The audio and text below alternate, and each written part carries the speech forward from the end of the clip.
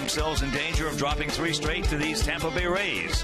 But today, our Sox send their ace, Chris Sale, to the bump as he tries to get his team in the win column and chase history.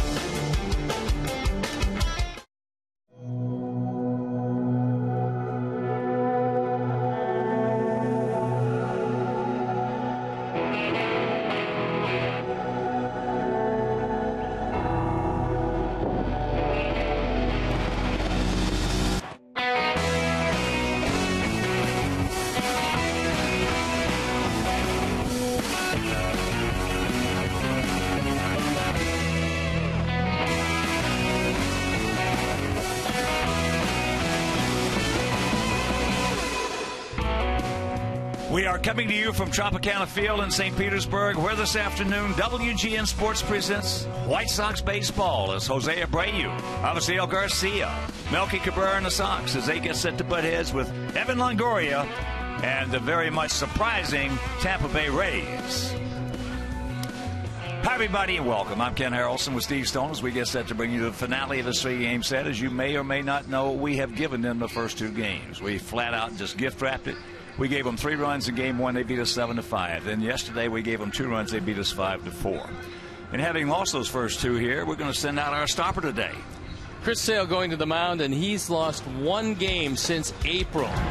And the last 3 times out, he's been absolutely brilliant. 3-0 ERA, .40, 39 strikeouts, both with the changeup and the slider. And, of course, a fastball that varies up to 99 miles an hour. He's pretty close to unhittable and hoping for more of the same here today in front of friends and family because Chris is from right around the corner. Well, when you play these guys, you normally worry about Evan Longoria because he's the face of the franchise and the best player. But they've got a couple other guys who've been hurting us. We've had some surprises in this series. And one of them is Joey Butler. This is a guy that spent a great deal of time in the minor leagues, but he could always hit. And because he can hit, they found a place for him. Steven Souza's had a terrific series. 3 for 8. He's stolen a base. He's scored a couple, driven in 1. Played a very good right field. And so with these 2 guys getting it done and this pretty much no-name lineup actually playing good baseball, they're tied for first place. That's been somewhat surprising, but they're running into Chris Sale today. Well, it's a finale, Game 3 here at Tropicana Field, so sit back, relax, and strap it down. Maybe we can play some baseball today.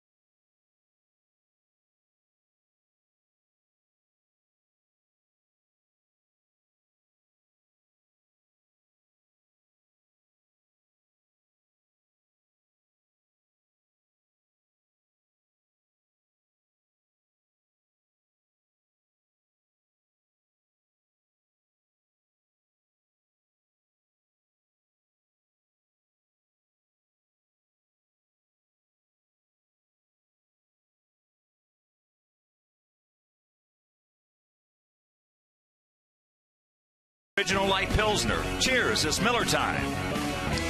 Honda Dream Garage Sales Event, now at your Honda dealer.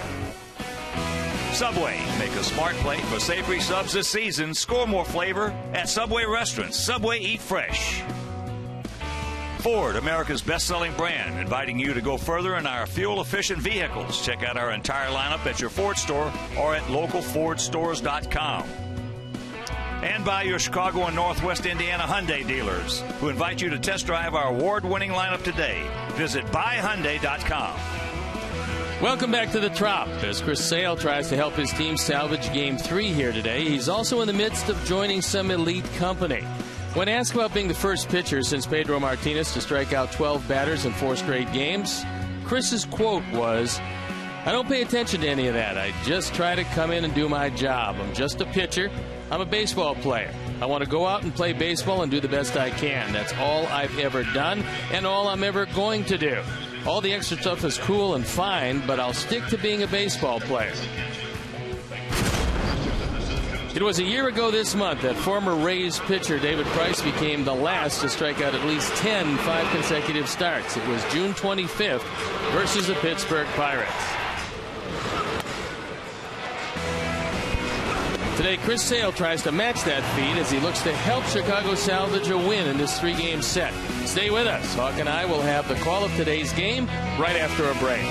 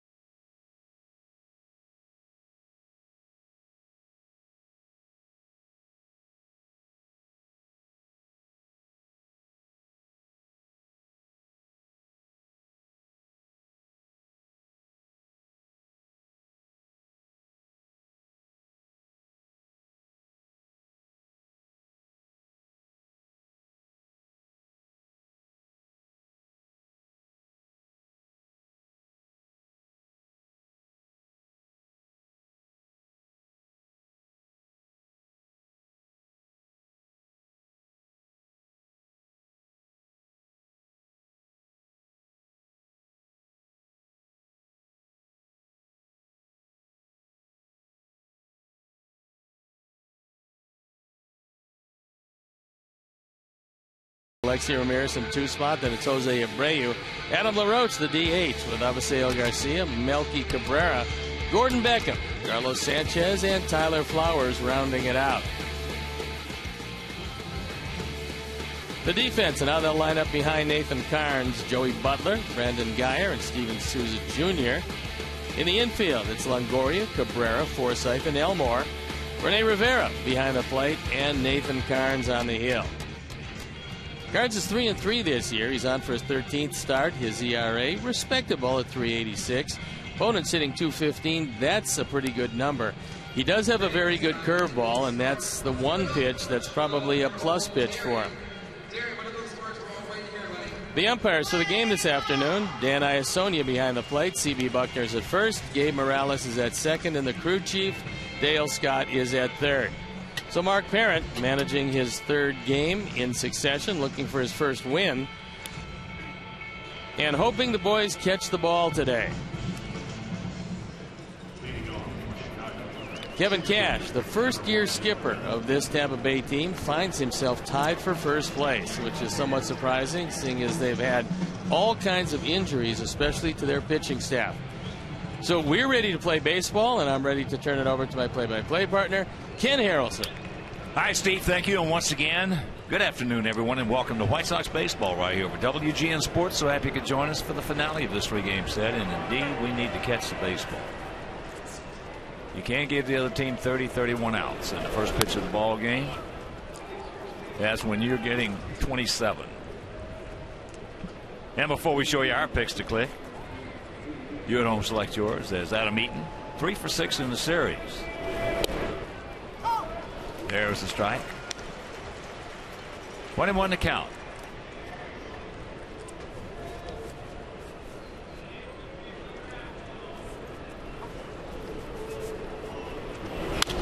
And that's fouled back. And here at Tropicana Field, 315 down the left field line, 370 in the gaps, 322 down the right field line, and 404 dead away center.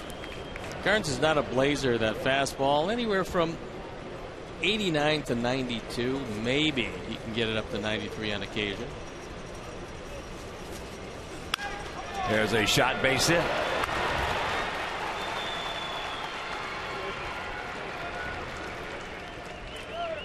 And that slider wound up in the outfield, so he tried to cut it inside on Eaton. But Adam wouldn't let him get in there.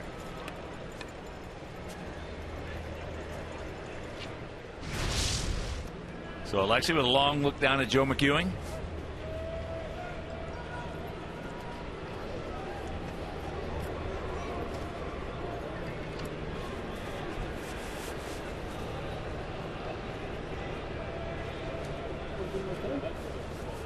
Alexei 2 for 7 with a couple of RBIs in the series. Fakes bunt, takes a strike. Carnes, 27 years old, 6'3", 225 pounds, out of Arlington, Texas. Made it to the major leagues originally with Washington, where he spent just 3 games before being traded over to these Rays.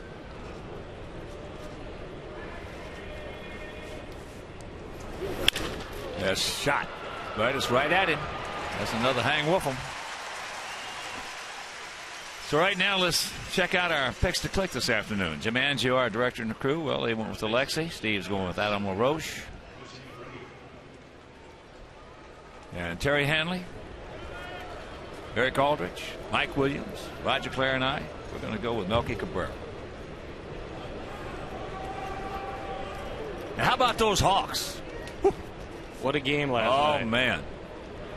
They came out smoking. Eddie Olczyk, one of the best analysts of any sport, said right off the bat after he'd seen them for a few minutes that this is by far the best they have come out in any of the games. They dominated that first period, having a hard time getting it by the big man, Ben Bishop.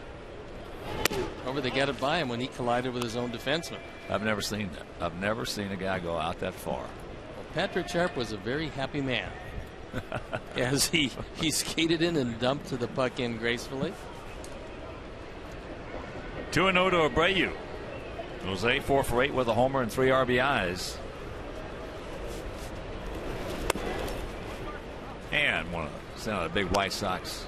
Congratulations also to Gapper, one of the fine members of that Blackhawk organization. He's their trainer, and that's with a lot of love, Gapper, from Herm Schneider. And there he is.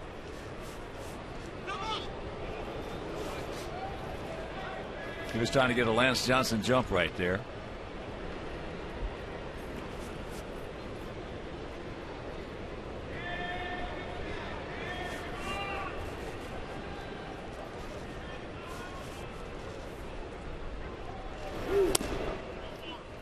And there's ball 4.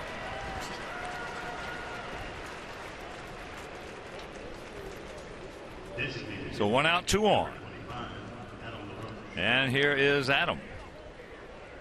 Adam at 241, 8 homers he's driven in, 24. And he is 1 for 8 in the series. Carnes, as you can see, throws from the extreme first base side of the pitching rubber, which is okay inside the left-handers and okay away to right-handers, but difficult to get the fastball inside the right-handers. High and wide. Well, certain things fit certain people's eyes. If you're a golfer, certain golf courses fit your eye better than others. If you're a hitter, certain pitchers fit your eye better than others. I used to hate it when a guy, right-hander, would stand on the first base side of that rubber. Did it appear to you he was getting a better angle on whatever it was he was throwing? Yeah. Other guys loved it. Right-handed hitters, they loved it when a guy was over there. As you can see, you can't get that much closer to first base without actually being off the mound. That's out of play.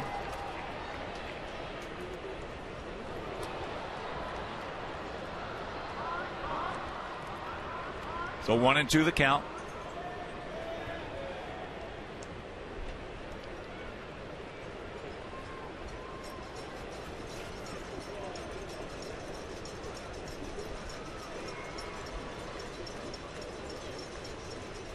Big gap out there in right center.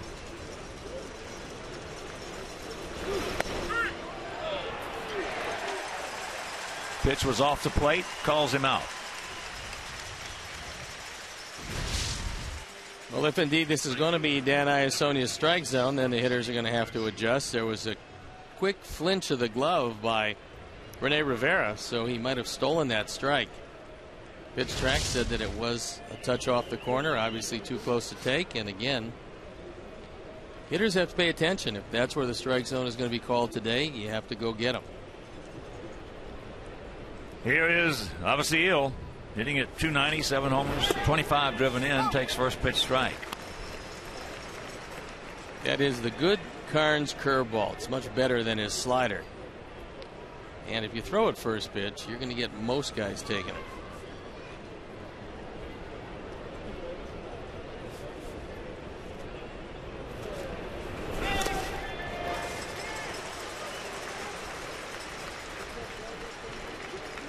Oh, and 2.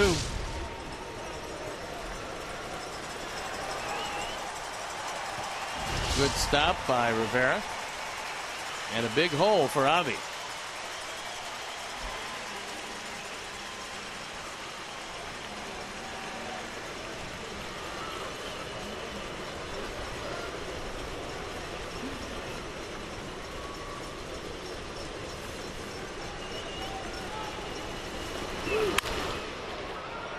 That's into right field. That's a can of corn.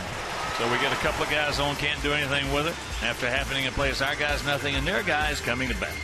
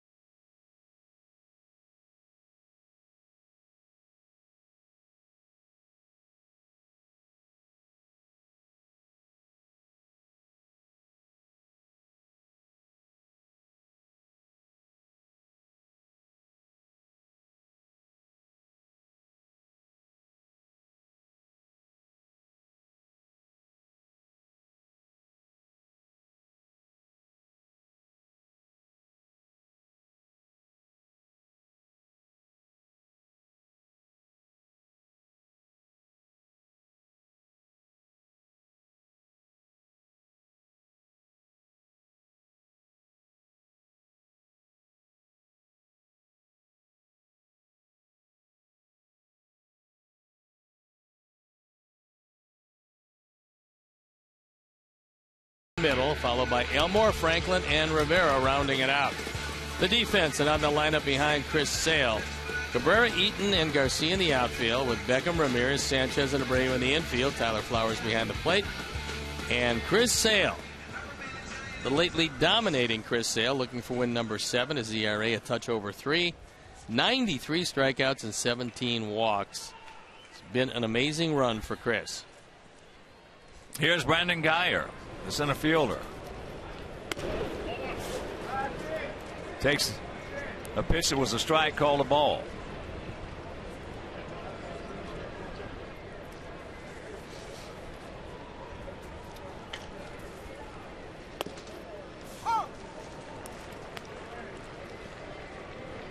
One and one to count. Rays hitting at .241 as a club with a 3.33 ERA.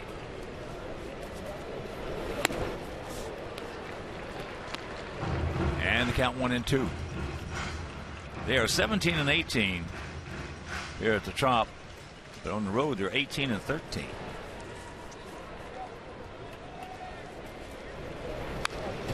Really been somewhat surprising because you would think this team would be tailored for their home park, but the last 5 years plus, they have the best record in the major leagues on the road.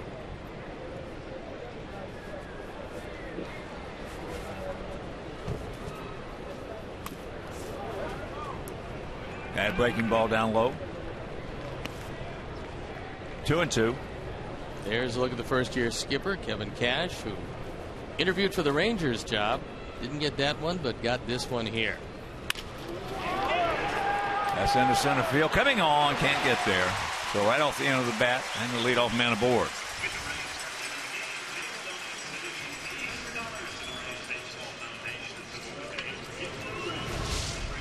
Geyer, originally out of the Chicago Cub organization, came over in a trade. He's made the most of his chance to play. Very much a platoon player. He's going to face the left-handers, and he dumps this one in front of Eaton. Now the guy that's been giving us a world of problems in this series. He's 5 for 9 with a couple of RBIs. Joey Butler hitting at .347, 4 homers and 16 knocked in.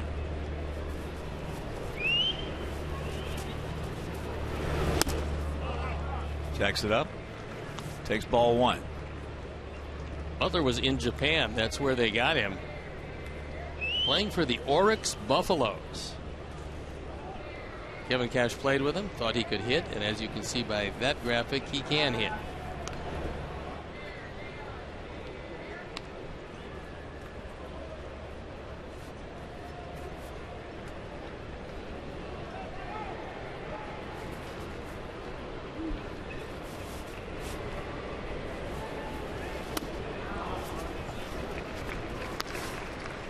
Two 2-0 the count.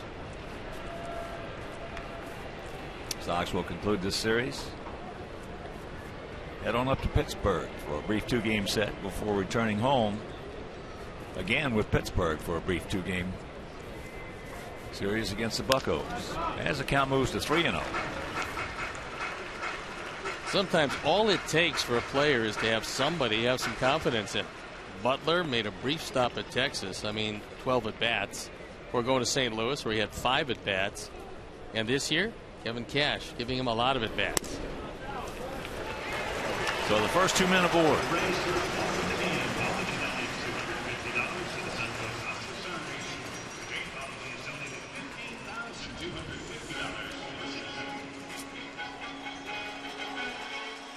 That'll bring up Longoria. Evan hitting at .266, 6 homers and 28 driven in. Somewhat surprising because Longoria is not a speed burner, yet he's only grounded into 2 double plays this year. As Tyler Flowers goes out and he wants to talk with Chris Sale, they want to get their set of signs straightened out with a man at second base for the first time today.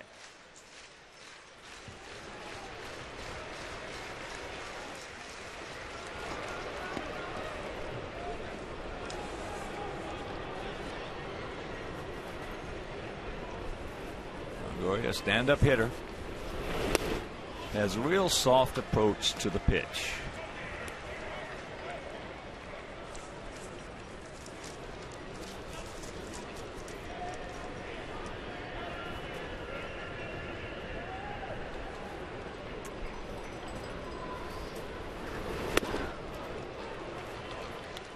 Took something off, had him off balance. Longoria only 1 for 8 lifetime against Chris Sale. The guy with real good numbers against him is Asdrubal Cabrera.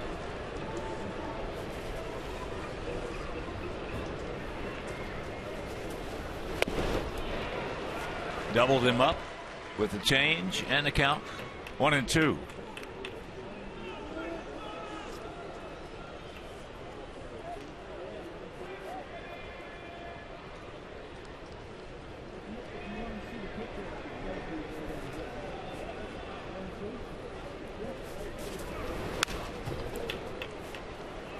And then tried to whistle that one by him at 96.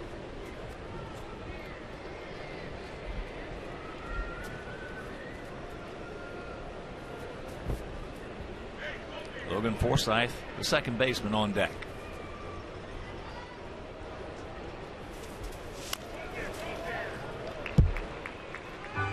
That time almost got him with a changeup. That ball was well off the outside corner and down, but Longoria, recognizing that it's too close to take, able to stay alive. He just barely got a piece of that.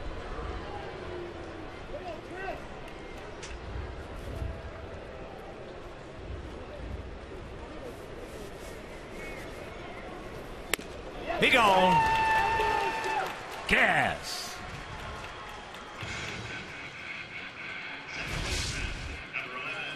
After setting him up with changeups, he throws a high fastball away. It had the plate, and Longoria a little tardy on it.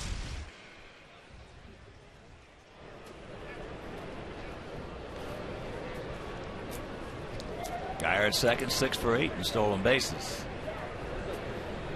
Here's Forsythe. He's 0 for 4 in this series. Comes in hitting at .264, 7 homers and 28 knocked in.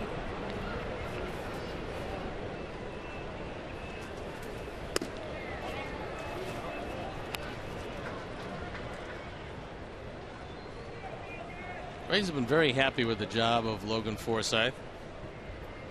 He's fit pretty nicely into a platoon system at second base with Nick Franklin.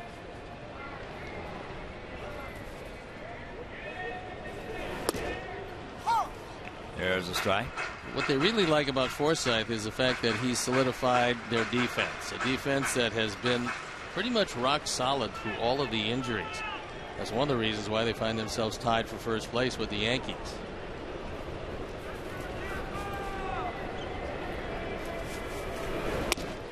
And there's that breaking ball. 1-2.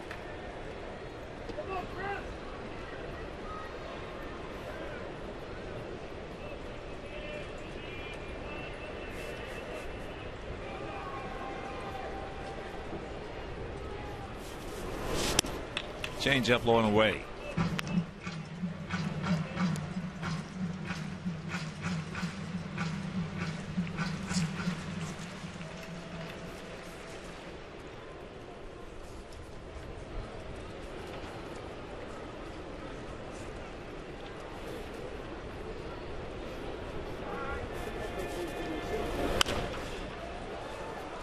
Just a shade tardy on that fastball at 96.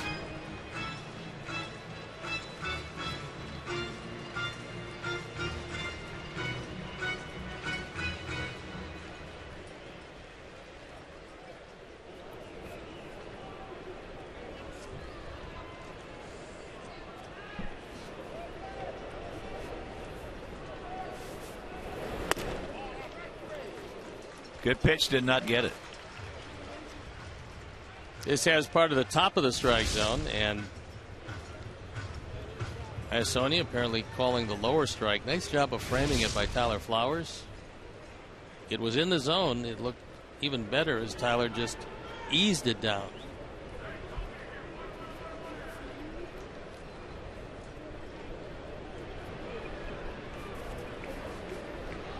Payoff pitch. There they go. High pop up. Abreu. He's there. Everybody gets back. So 2 down.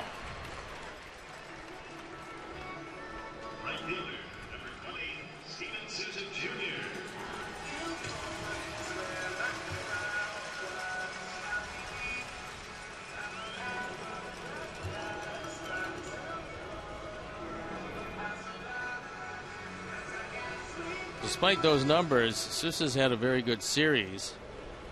12 home runs and 29 driven in. We'll show you he's got a lot of power. Not going to draw too many walks, but if he gets a hold of it, he can take it out in any part of the ballpark. Well, that at bat he had in the 8th inning. Well, Zach Putnam was just a terrific at bat. That's popped up. Alexei is there, makes the catch, and that'll retire the side. So, like us, they get a couple of guys on, can't do anything with it, and after one, no score.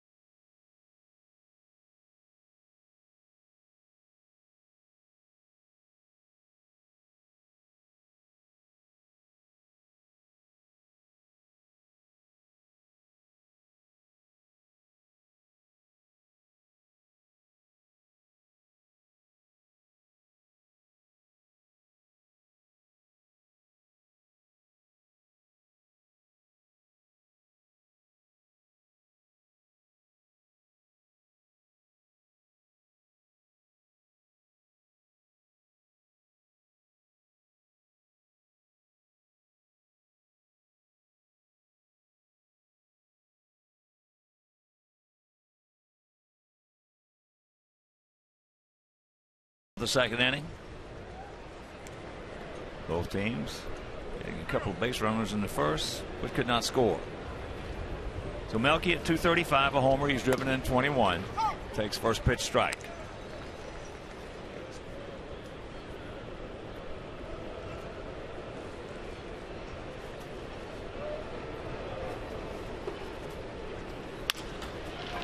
Hot shot down to Longoria. Sox fans, come out for specialty beer night on Thursday, June 18th. You can sample up to 16 different beers and ciders with this $42 package. That includes access to the tasting from 5:40 to 7:30 and a lower box game ticket. To purchase, visit whitesox.com/specialty. In the meantime, you might want to try somebody else other than Longoria. He'd like to try anything. He has been something. Absolutely, it's almost amazing. Hitting shots right at people.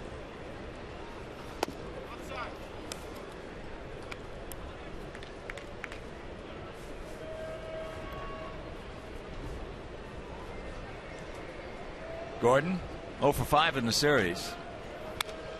Good rip there. And Longoria, one of the best third basemen around, has made just 2 errors, and this is his 62nd game.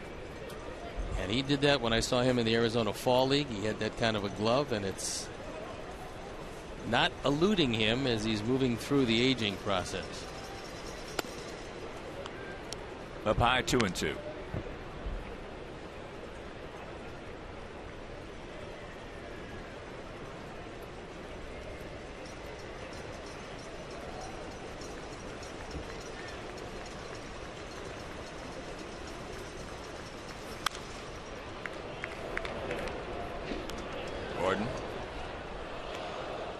Straight back. Rivera behind the plate is a very good caller of the game. He's got a great arm. Can dig it out of the dirt. They really love having him here defensively.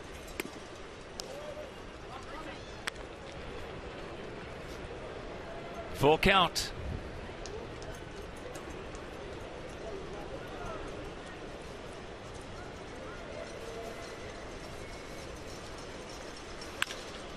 And there's a shot down into the corner.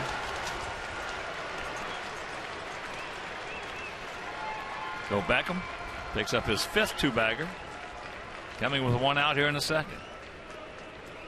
Pretty solid at bat. Turns into a 7-pitch at bat. And finally on the 7th, he got that fastball up and out over the plate and drilled it into the corner.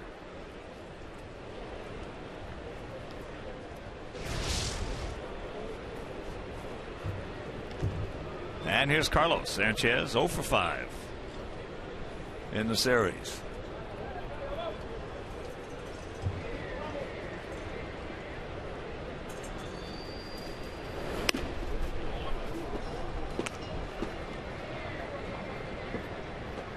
Souza's got the best arm in the outfield, and he's in right field.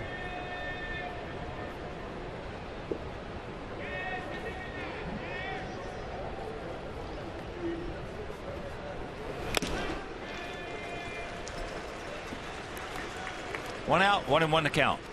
Nathan Karns getting his chance to start because of so many pitchers disabled. It's absolutely been amazing. And there's a base hit. They're going to wave him around. And here's the throw. It's up the line. Now they're going to go to second base, and they're going to get him. But Beckham scores, and it's 1-0. 6th RBI of the year. And then they cut down the trailer. The man who hit the ball, Carlos Sanchez. So he eases it by Elmore at first. Throw is off the mark, but wisely Rivera comes up and gets the play at second base. That's first run of the ball game, and the way Chris Sale has thrown recently, that's a big one.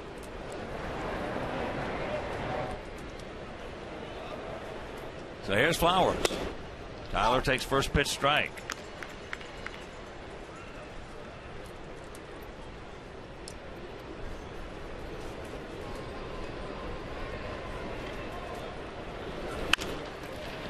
Longoria makes his own hops. That's one of the reasons he's so good down there with that leather. Meanwhile, we get on the board, and after an inning and a half, 1-0 good guys.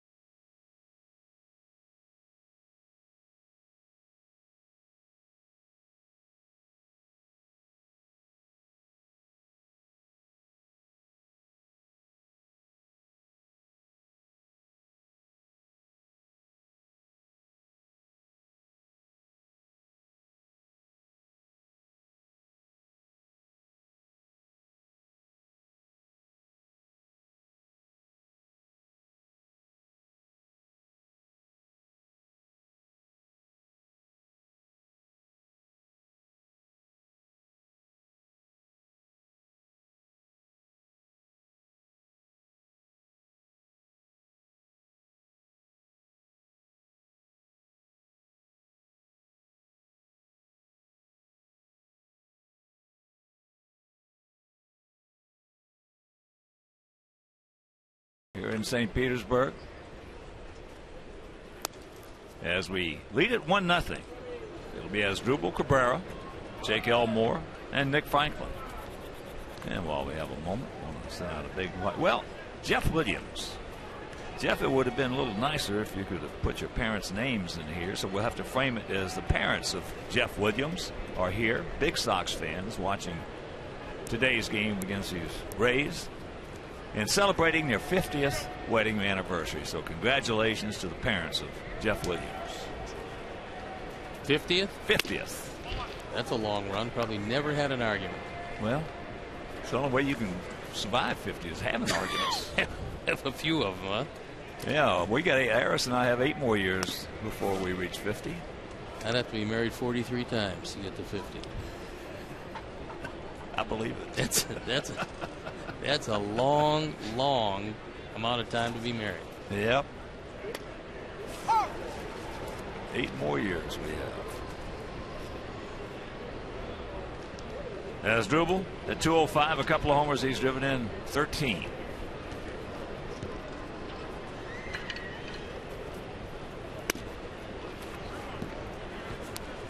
Asdrubal hasn't had a good time of it this year from the right side, hitting under 200. His power has come from the left side this year, but historically he's done pretty well against Chris Sale. Good rip there, and a full count. They're absolutely ecstatic with his defense. Seemingly the computer in the defensive charts has helped him compensate for a little less range than he used to have. There you see what he's done career-wise against our Sox. It's been pretty steady. He gone. 1 out.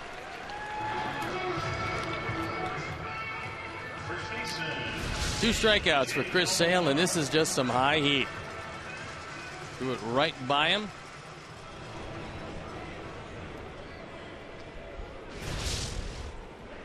Jake Elmore, 3 for 8 in the series with an RBI.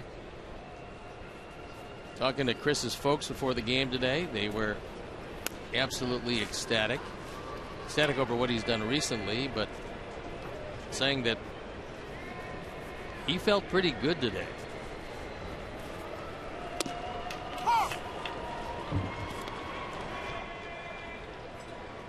Very seldom see Chris Sale feeling bad. He is always an upper.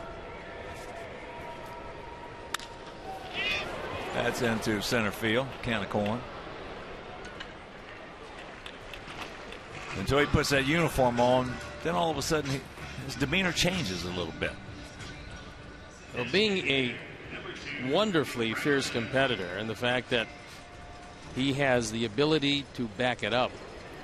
What he had to do as a young pitcher was learn how to channel some of that anger and frustration over maybe not hitting his spot or giving up a base hit. You channel that toward the hitter. I think Chris at that point was allowing it to open the door to being beaten or giving up a few runs. As he's gotten a bit older, he's learned how not to do that.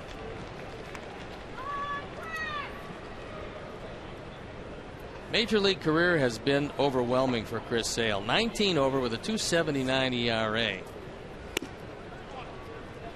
What I've always talked about with a pitcher is there's some sports where this will work for you, but anger is a luxury a pitcher can't afford because it distorts your perceptions. And Chris has learned how to channel it. Well, it's good to have the anger. It's good to have a temper if you can channel it. That's the whole key. And it can be an asset, a huge asset in the game of baseball, in the game of football, in the game of basketball. Now, golf, it cannot. I'm the poster child for that. Yes. He gone. Couple of strikeouts. He now has 3, and we'll go to the third, leading 1-0.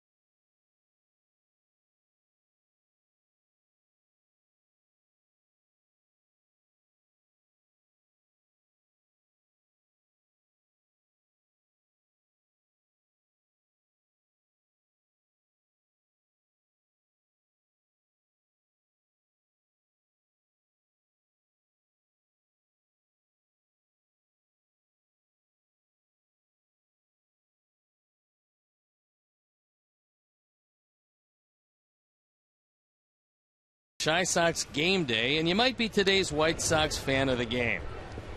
White Sox fan photo of the game is brought to you by Beggar's Pizza, now with 22 locations. Visit beggarspizza.com. Beggar's Pizza, they lay it on thick.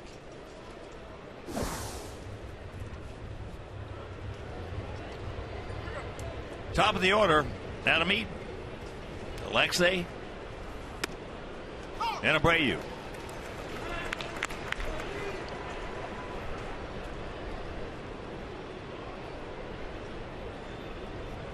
Adams got that batting average up to 243. He singled to start off the ball game. Well, gone are the days when you can expect 380 to 400 from your leadoff hitter, but you certainly, and I'm talking about on base percentage, you certainly should be able to get anywhere from 360 to 375. To do that, you're going to have to take some walks to go along with the base hits. Adam has just 16 walks and 226 ABs. However, as you can see over the last 31 games, things are starting to heat up for one of the catalysts of his team.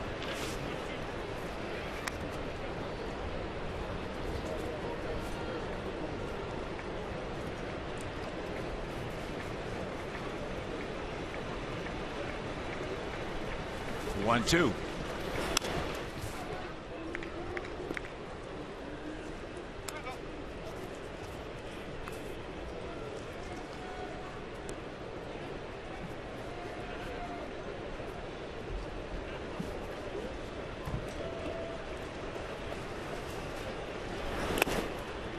That'll even it up. Last year, Adams' on base percentage was 362, which is exactly in line with where you need him to be. He did, however, hit an even 300, so it was a great year for him.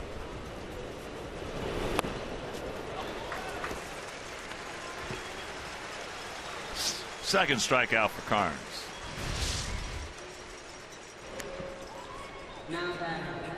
This one is just at the top of the zone, probably not going to be called a strike, and Adam goes down on strikes. Here's Alexei. He just absolutely squared one up right to Joey Butler in left field. Carnes, pretty good athlete. He was captain in high school in Arlington, Texas, captain of his baseball team and football team. He can give you a tough afternoon if he gets that curveball over the plate. And when you take a look at who's missing, the starters, Alex Cobb, they're number one, out with Tommy John surgery. Matt Moore is just starting his rehabs from Tommy John surgery. Jake Odorizzi is out. Birch Smith is out, and Bruce Smiley is out. Pretty amazing, running down through most of their starting rotation, and the fact is they're still playing good, solid baseball. Well, they're being opportunistic. We gave them 2 games here, first 2, and they took advantage of it. There's a little looper. It's going to fall for a base hit. So he hits one hard for an out. A little semi-duck snort for a hit. I told you they all even out. You hitters say no, they don't. They even never start even it. out. Don't even start it. Here's the evening out process. No. A little base hit looped into center field. Here's Abreu. They walked his first trip.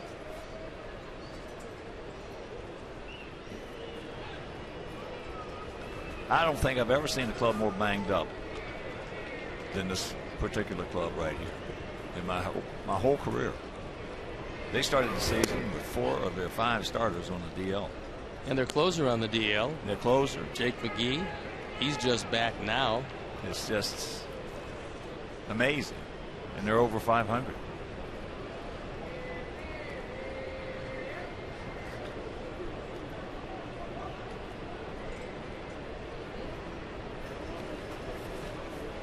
Gap out there in right center.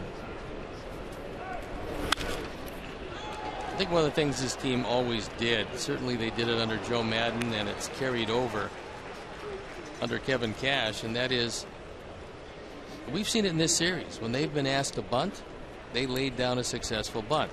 When they needed to hit the ball in the air for a sacrifice fly, they hit a fly ball and they drove it home. Situational hitting and offensive situations, they have always done a good job of without a whole team of stars. And they've always played well on the road under Madden. So yeah, that's one of his strong points. Well, Madden is in that category. It's hard to say anybody is in any sport, but especially baseball, that anybody's the best. But Madden's in that category. You can tie him, but you can't beat him. There he goes. Goes off the money. Short hops. So a stolen base. Number 8. I'm sure it's been in the scouting report, and that is that Carnes occasionally doesn't look to first base, because one time Adam Eaton started to take off. This time Alexei did take off. Carnes never looked at him. Even with a great arm, it doesn't matter. You're not going to get him. And Alexei is in again with his 8th stolen base. He's been the best base stealer on this team. Curveball strike.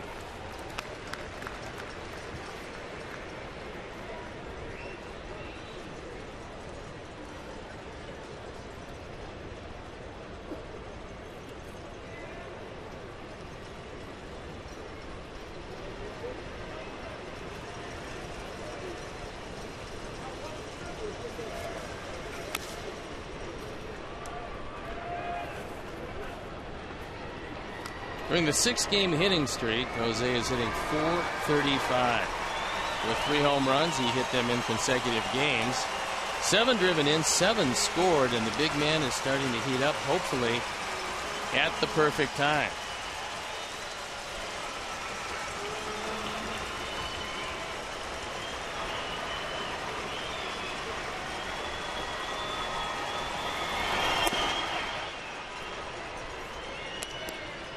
Full count to Abreu. Adam LaRoche in the on-deck circle. Took a called third last time up in the first inning.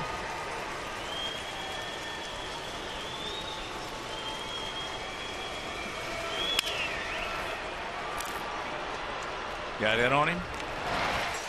2 down.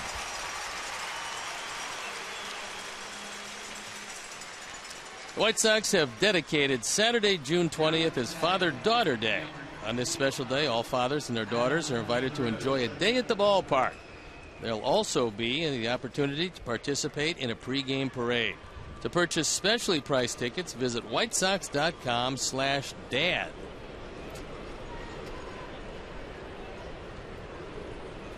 Here's Adam.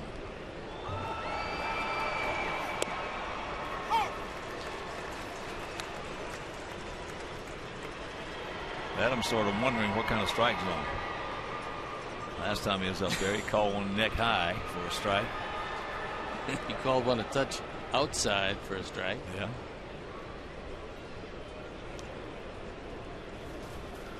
I wish we could say the umpiring was bad in the first 2 games, but that would be not true. No, the umpiring was excellent in the first game. That first game was as good as we've seen all year for Gabe Morales. He didn't miss a pitch the whole game, and that's hard to do.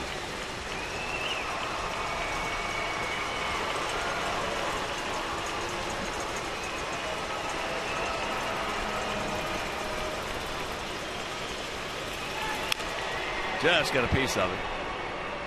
That time he took a little something off and had Adam out in front of it.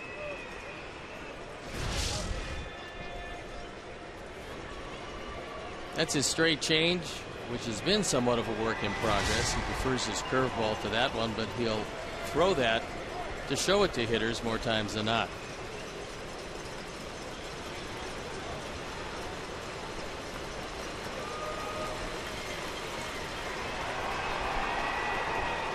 Come on, Adam, pick him up.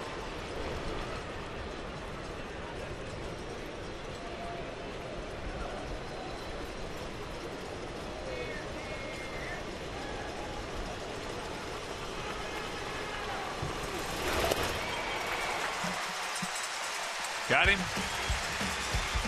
And that'll retire the side. Go to the bottom of the third, leading 1-0.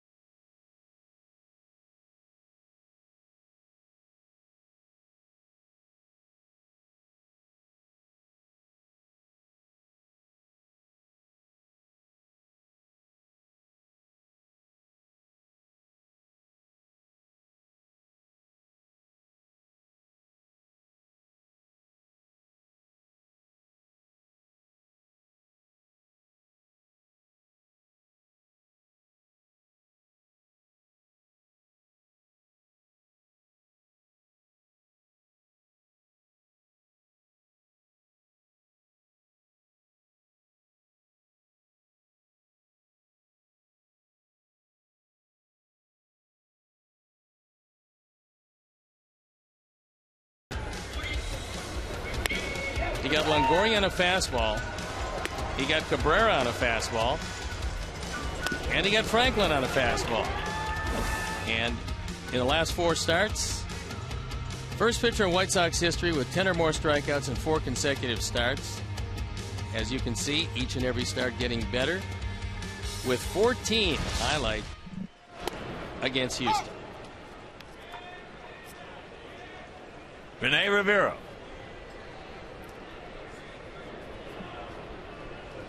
And the 1-strike pitch. 0-2.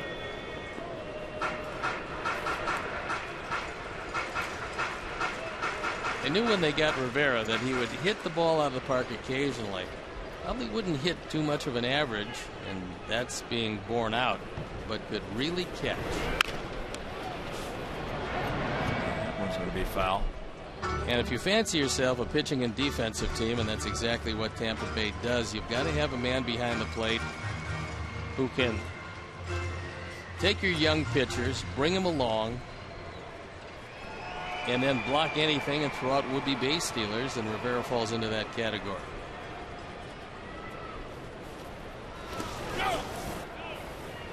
Lays off that one. The appeal to CB, and CB Buckner says nothing doing.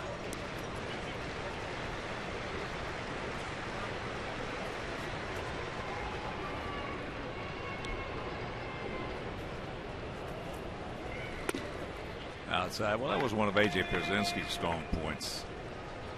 There were better catchers than him as far as receiving, throwing, you know, and mechanics of catching. But what he had a knack for is there's a choppy. Beckham's got him.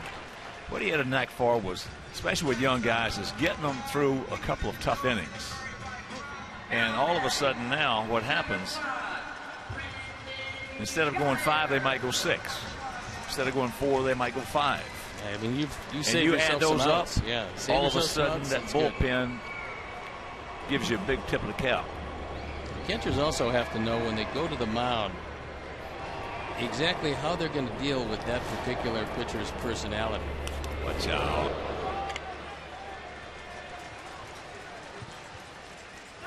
That's the 3rd hitter that Chris has hit this year.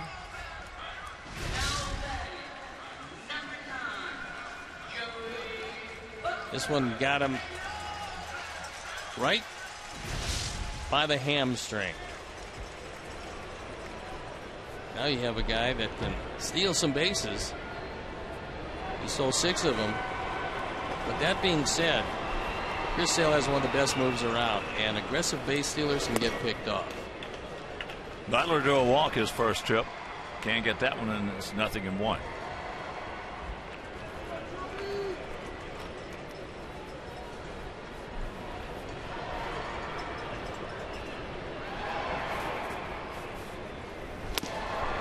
0-2.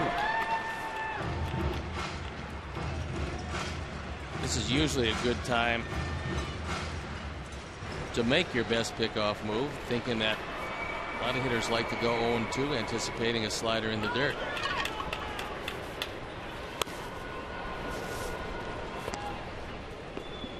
Last 14 games, Joey Butler hitting a robust .411 with a couple of home runs, 9 driven in. Just a decent lead. Paying back the confidence of Kevin Cash, because he played with Kevin in Kevin's last year. Never got an opportunity until Kevin got here and insisted they get him.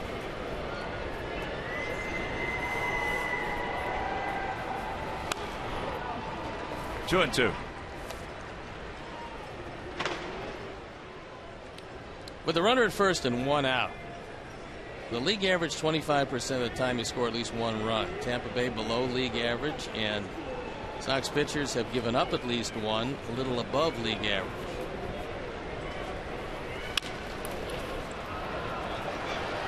Bobble.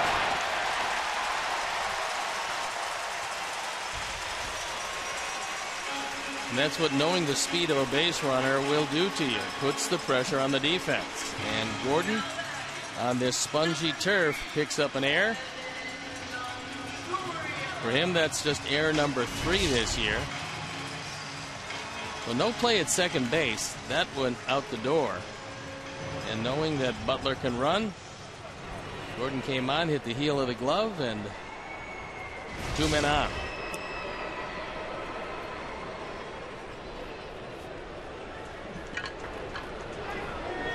There's Longoria. He struck out. Good fastball from Chris.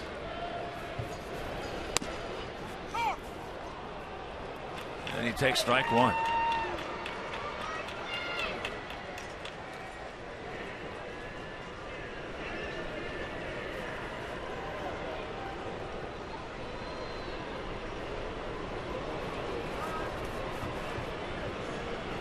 There you go. I think that hit him. I think. If not, they're going to move up anyway. Somehow he was able to get out of the way of it.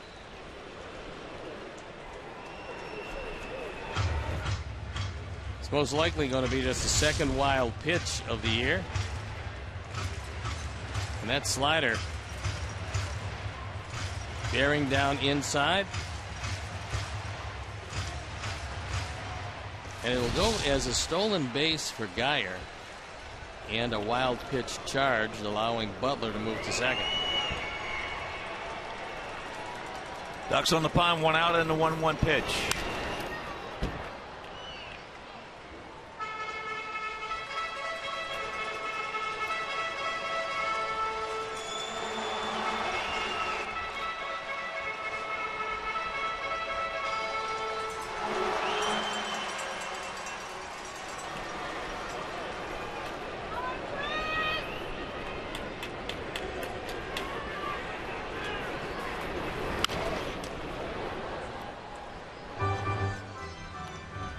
Despite the fact that Longoria has been a dominating hitter over the years against our Sox, he's been okay.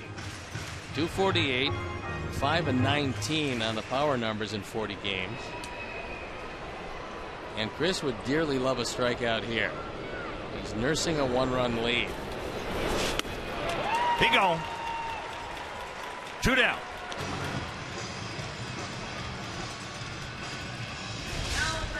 Good solid slider. He took a little something off and kept it completely out of the zone. And for the second time, Longoria goes down swinging. That was a big situation. Infield back, conceding the run, needing a strikeout, and he got it.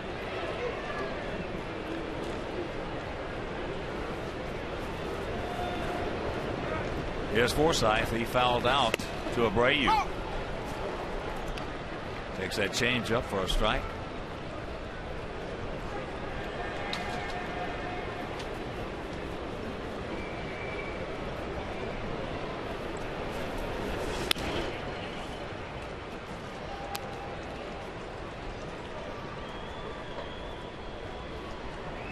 Adam Eaton shading Forsythe just a step or two into right center field. There you see as we show you the defense.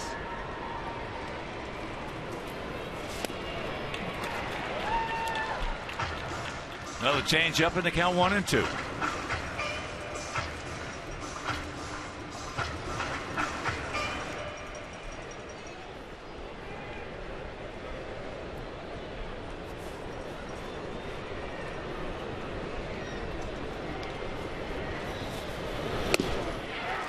He gone. 5 strikeouts now for Chris, and he leads it 1-0.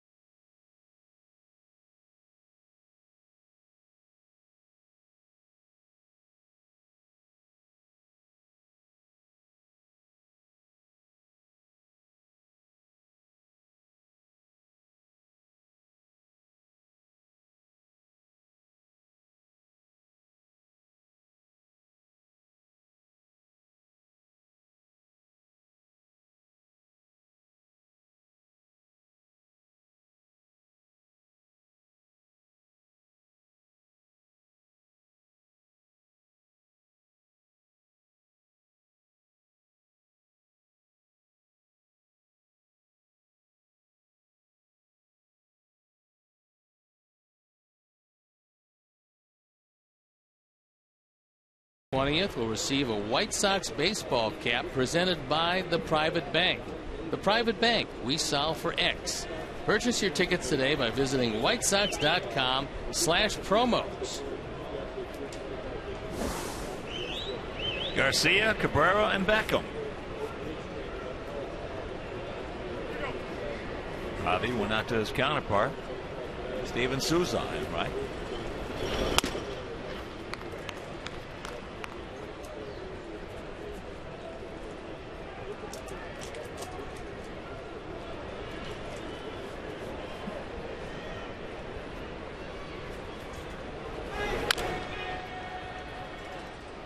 Count evens at 1. Pretty decent curveball that at 76 miles an hour, and he kept it down and on the outer third.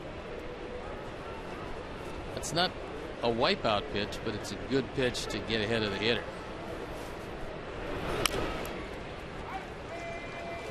Pitch well inside, fights it off. That's one of the pitches that I love from a right-hander that doesn't have a whole lot of speed. When you go inside in a swing situation, go inside off the plate. Hitter can't do anything with it except yank it foul or foul it straight down, which is what he did. And then goes up, way up, out of the zone. Try to get that one. So 1 down. Our monitor replay is the last time that Melky came up leading off the second inning. He hits a rocket, and unfortunately, it's right at Longoria. Melky from the left side has been hitting the daylights out of the baseball, but it looks like there's 14 fielders when he comes to bat.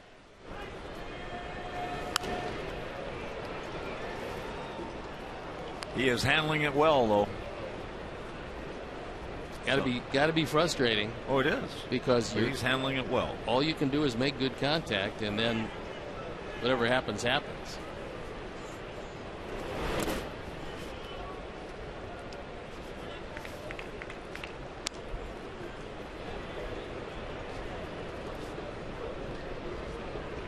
Play with some guys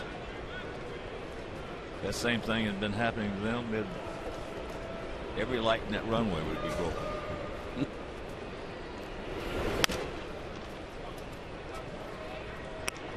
Didn't Uncle Lou Piniella once destroy a commode? More than that. With a baseball bat, yeah. after lining out. Yeah. There's another shot by Melky. Is that going to catch that one? I used to spend about 5% of my salary on clubhouse fixtures, televisions, telephones.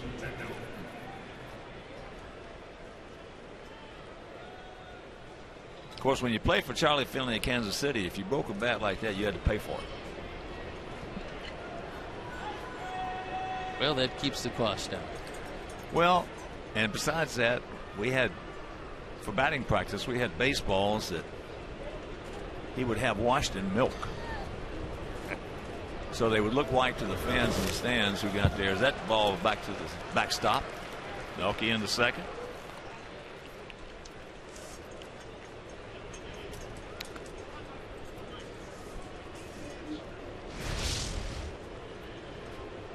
And that one, well, when they invented a wild pitch, they had this one in mind.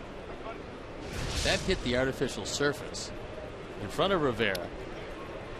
The 6th wild pitch of the year. And there's not many catchers around who could do much with that. 1-0 the count.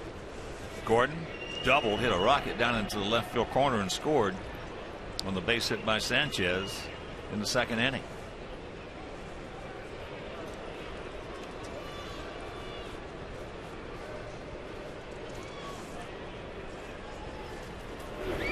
Yeah, we had a washing machine right in the clubhouse. And he would have 4 or 5 gallons of milk poured in there. Throw the baseballs in there. Al Zeke would throw the baseballs in there. He didn't want to lose any in batting practice. Well, you're lucky they weren't lactose intolerant baseballs. Well, I'll tell you what, you can hit your best bolt and not get it to the track. That's the way to save it. That's back. That was right next door. Wow, almost took out one of our most valuable cameramen. Well, at least he's in the top 8. Alan Sidney.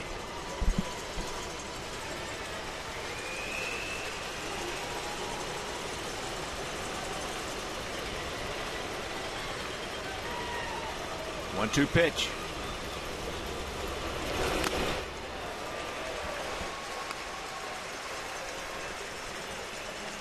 Two down. That was a changeup inside off the plate.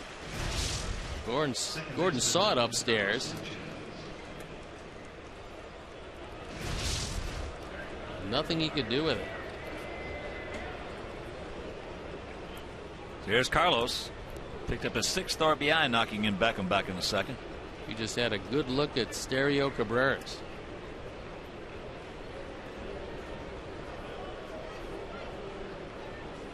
Asdrubal and Melky.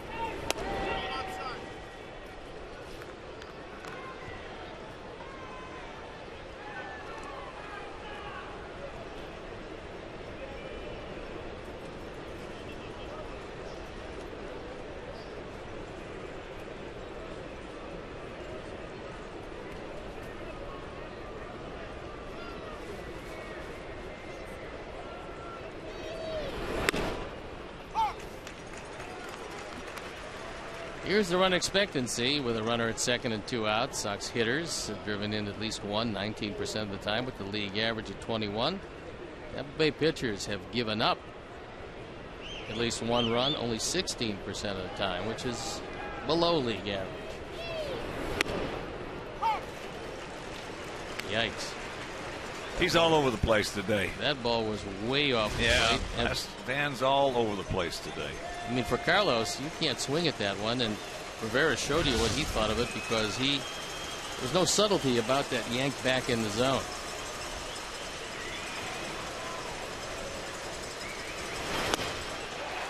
Yeah, when you get a zone like that, you just got to go up there swinging the bat. Just that simple.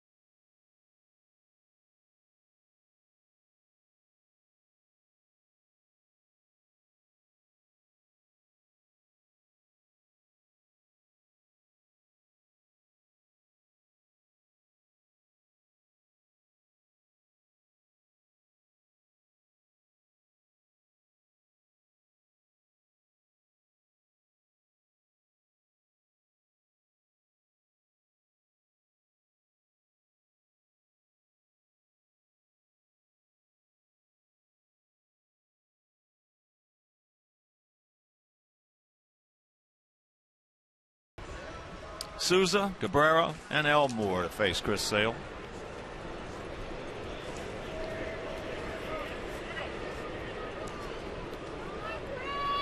Souza popped up to Alexei.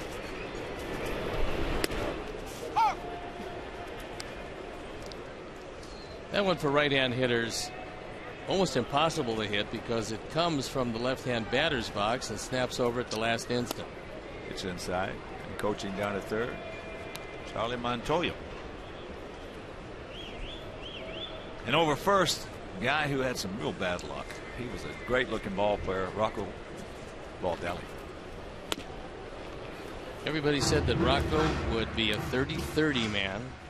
He could hit it a long way, he could run, and then he got a very strange disease which left him with chronic fatigue. Yeah. That's out number one. He was a talented, very talented, big, strong, 6'4", could fly. It's good to see him back in the major leagues.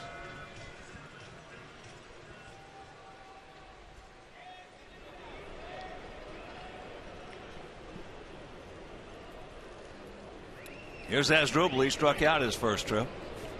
1 of 5 registered by Chris so far.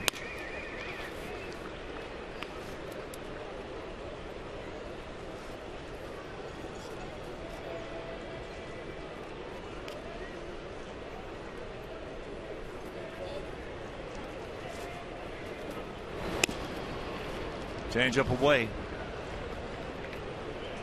Tampa in 3+ innings had left 4, and Chris, as soon as he got into trouble in the first and third, just reached back, got a little something extra, and got out of it.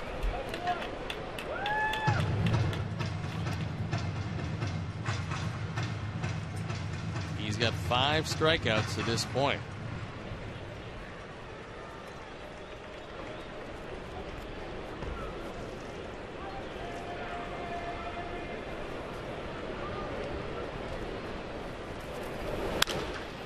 High pop up.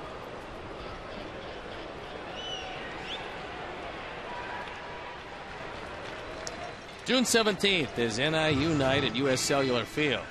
Purchase specially priced tickets and show off your Husky pride as the Sox take on the Pirates. Northern Illinois University, your future, our network. Purchase your tickets today by visiting whitesox.com/NIU.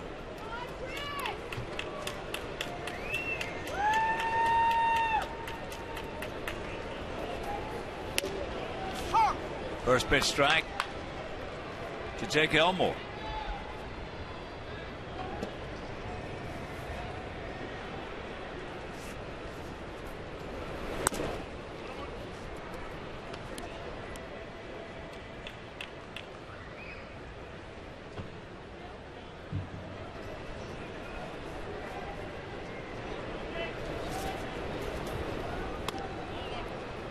Breaking ball, no.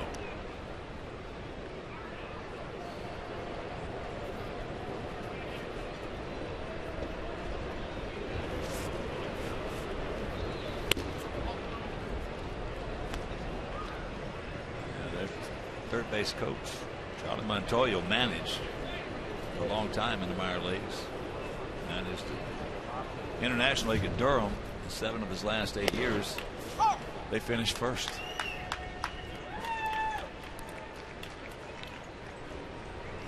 That's pretty good, Charlie. 7 of 8. The one he didn't finished second. Got him a trip to the big leagues, so it worked out pretty well. Yeah.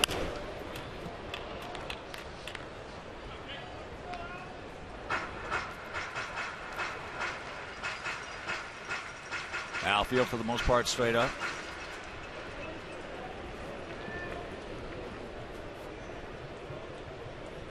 Nick Franklin in the on-deck circle if Elmore can keep it alive.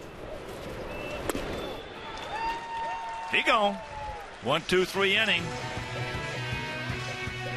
And he leads it 1-0.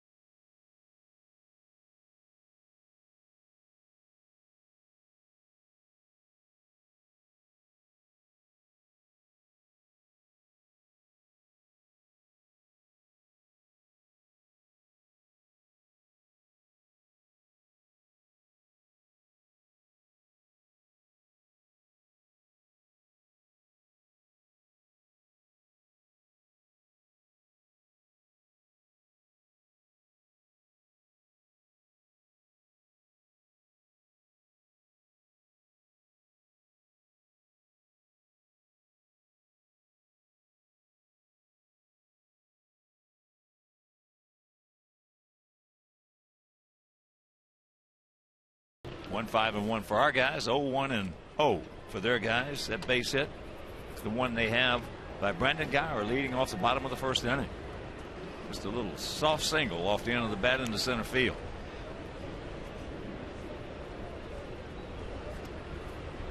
So it'll be Tyler Flowers and back to the top of the order with Adam Eaton and Alexei Ramirez. Check a couple other scores.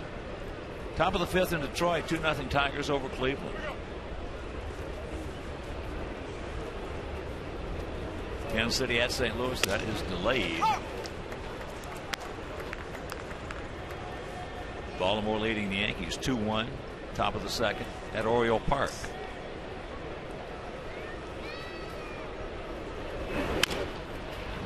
That's top foul. Toronto at Boston, no score. Top of the fourth inning. Just getting underway. Seattle at Houston. Mariners did not score at the top of the first.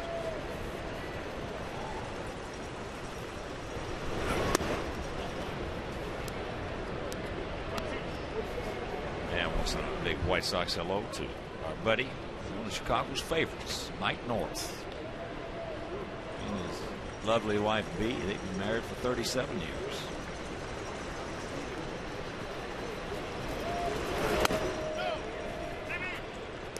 He did not go.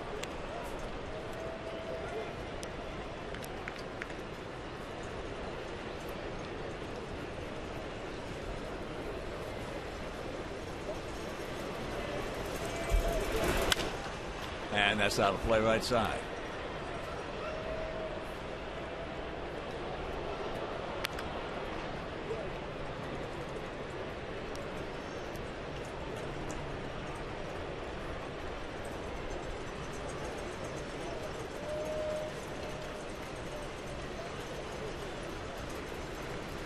Outfield, for the most part, straight up. They're deep. They play everybody deep, and almost everybody the same.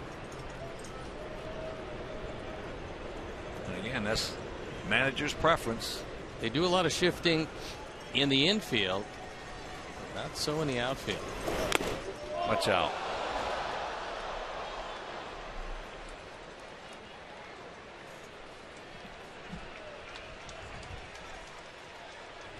Usually you see the bat go flying on a straight change. I don't see it flying on a fastball too much. No. Everybody's okay. That one guy made a great effort to save the people around him, trying to catch it right there. And then he takes all the pain and doesn't get the bat.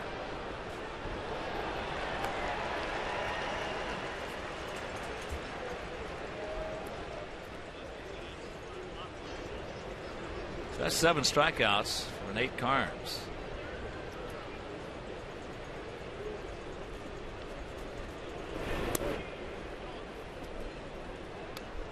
At least he took it, though, and knocked it down. He did that.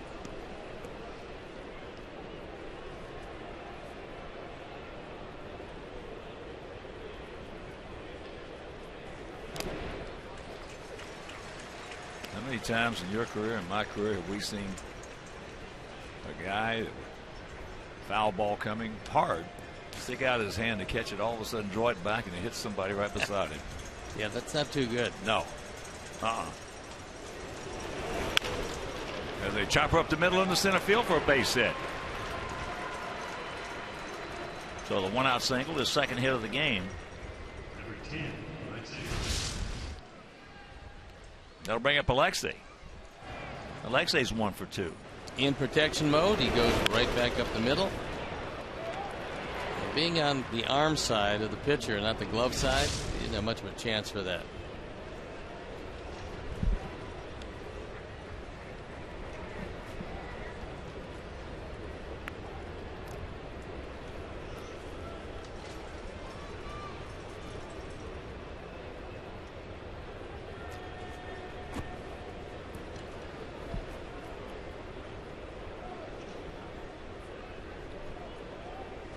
Long set. Now time is called. Alexei, first time up, hit a rocket right to Joey Butler in left field. Then in the third inning, hit one right off the end of the bat, a little soft one, a little soft semi-duck snort for a base hit in the center.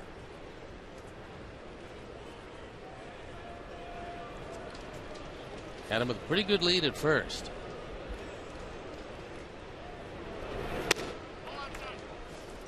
Pitch off the plate.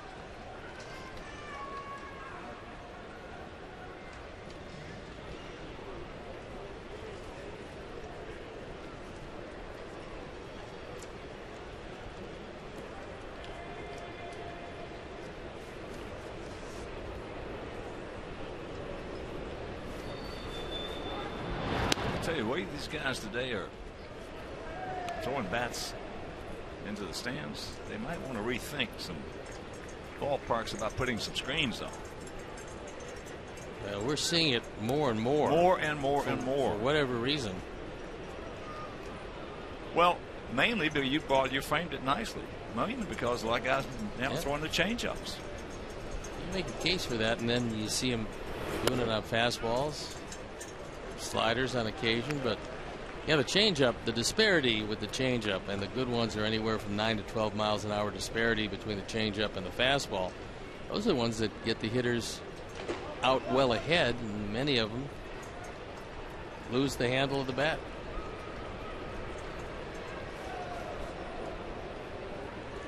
Outfield straight up, spread out. Bit of a gap out there in right center. Fakes, does not go. And there's the strike.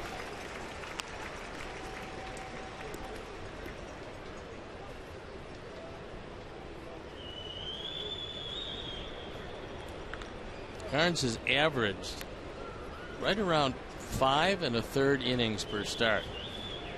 So normally when he does go to the mound, that pen is ready in the 6th.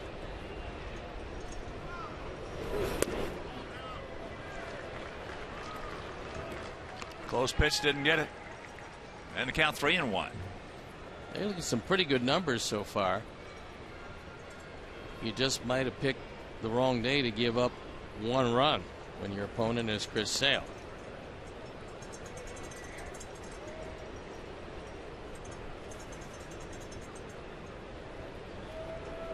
There he goes. And that's down into the right field corner and foul. That gummit.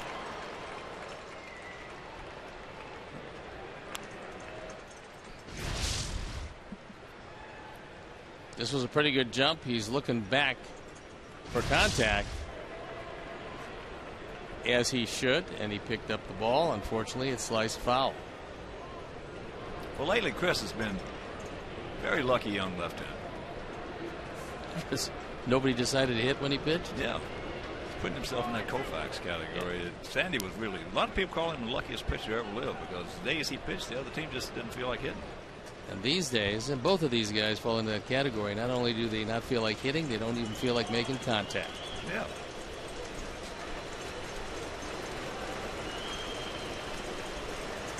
There he goes. And that's off. Foot, the leg. Joining some elite company with 12, 13, and 14 strikeouts in his last 3 starts, a second pitcher in the modern era with 3 consecutive starts of 12 or more strikeouts and 1 or 0 runs allowed. Only Sandy Koufax has done that. And Chris working on a little more of the same here today.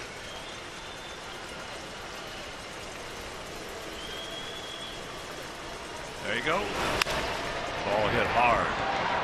Nobody is there. So they get him at first. 2 down. He looked over at his dribble and he never moved. Number 79. Very doubtful with Adam Eaton running if Cabrera, even if he did break to the bag, could possibly get there in time. So they take he had no first. chance to get there in time. Nope. So here's Abreu. He has walked and grounded to Longoria. You know, first time I had never faced Sandy, and we're playing in the baseball players golf tournament out in Palm Springs, so we got paired together. And after the round was over, we're sitting there, Drysdale, Ron Santo, myself, and I was We had a couple of beers, and I was telling Sandy, now listen, when we go to spring training, if we play you guys and you're pitching, don't try to throw that semi-pro fastball by me. So he just did what you did. He just giggled a little bit. Semi-pro, huh? Yeah. So sure enough, we go down to play on Vero. And guess who's pitching? Sandy. So the first pitch he threw me was a fastball in the inside corner, and I hit it about 450 feet just foul. You know those berms down there? Yes. To the left. Well, I faced him that at bat and 2 more and never swung the bat again. I saw a total of nine pitches from him and only had 1 swing. He was a dandy. Oh, he was something.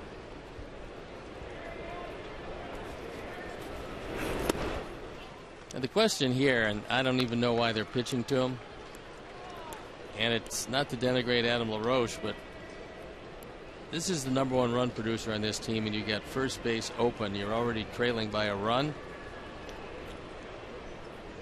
You're running a big risk if you put one in the zone.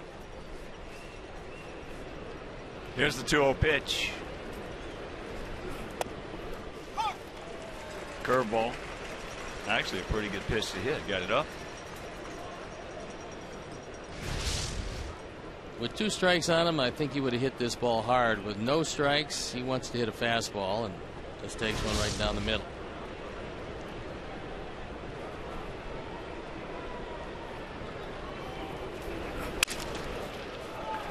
And that's caught. Ate him up inside. And that'll retire the side. We're halfway home, leading 1-0.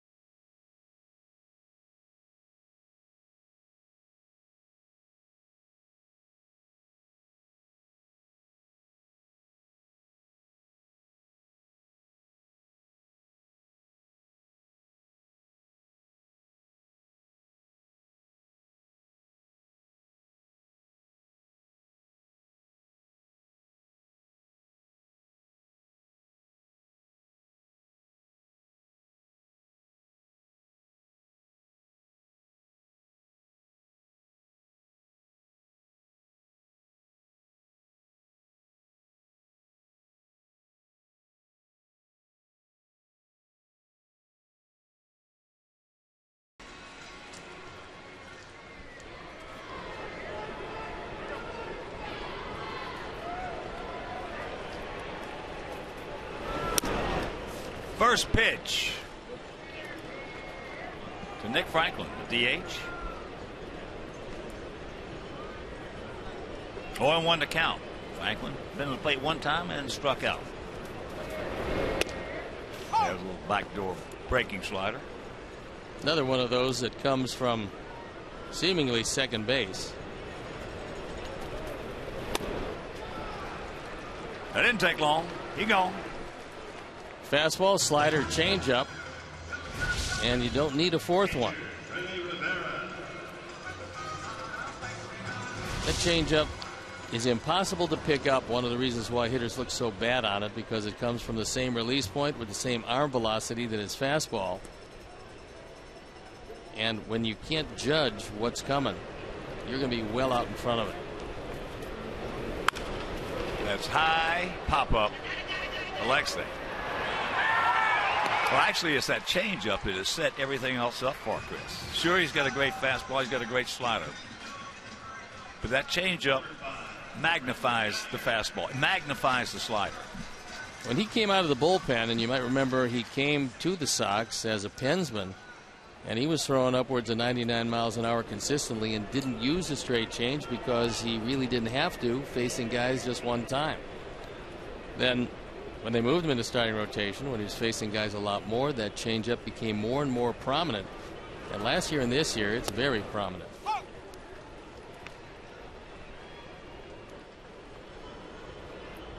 Brandon Guyer was hit by a pitch in the third. He singled,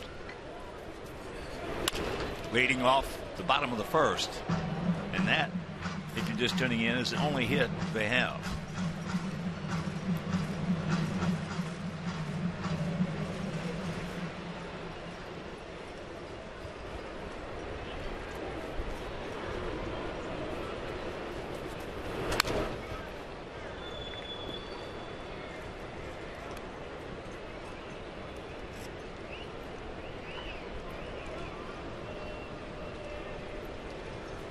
Guy looks like he's a pretty good little player.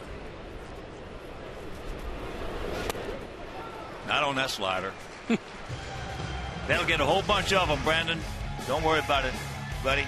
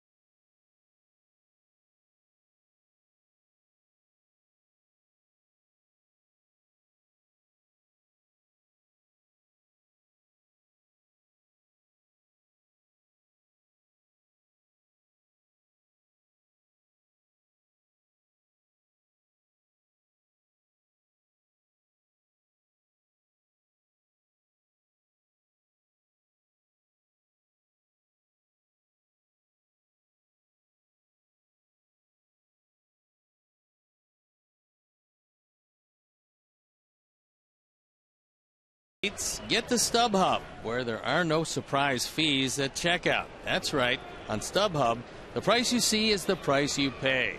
StubHub, the official fan-to-fan ticket marketplace of ChicagoWhiteSox.com.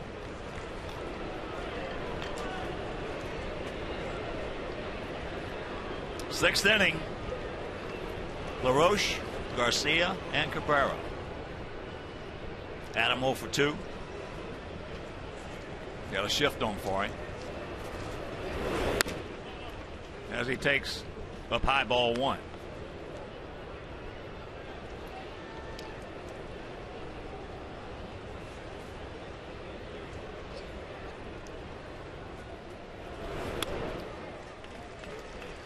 Way out in front. Bullpen up and going for the first time for these Rays as Kevin Cash knows his pitchers and realizes when they get to certain points in the game, he starts to get a little concerned.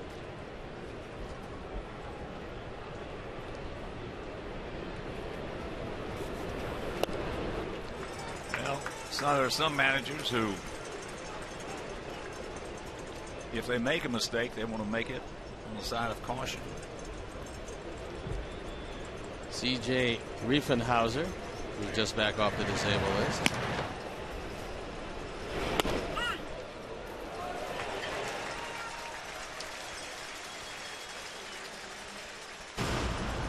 That's a hat trick for Adam LaRoche, and Carnes has been terrific today. He has had kind of a generous zone, but he's got 8 strikeouts. Generous? Generous. Very generous. And strikeouts keep coming. And the last pitch.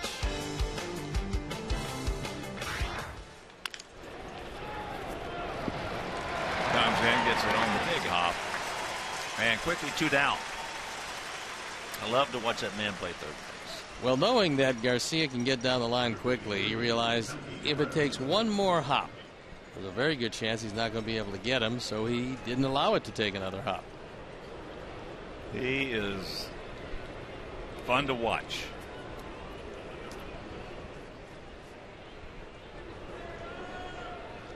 Here's Melky. He's 1 for 2, and he's hit it right on the money both times.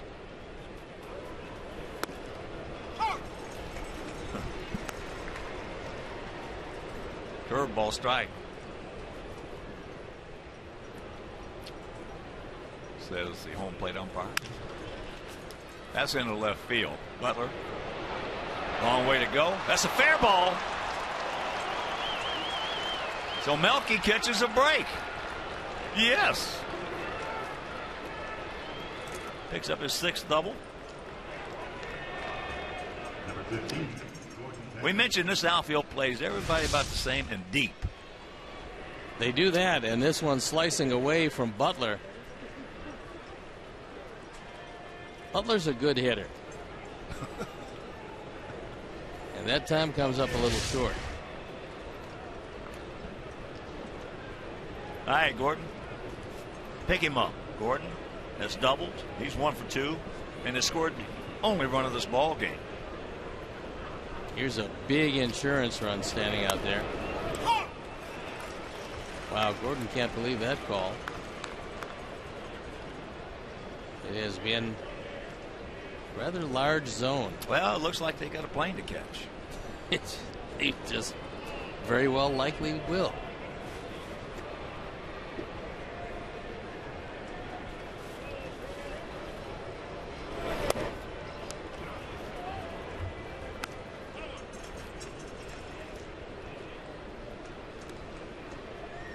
One to count.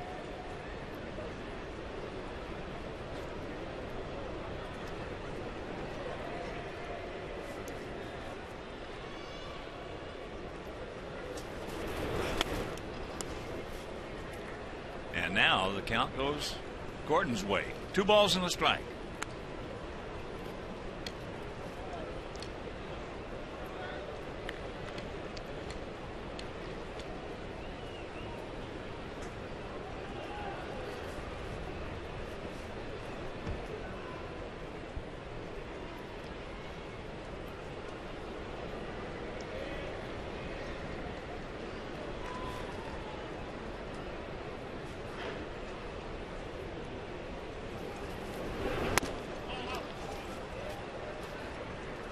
It's 3-1.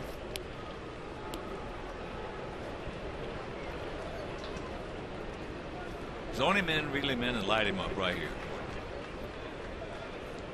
Carlos has the only RBI in this game.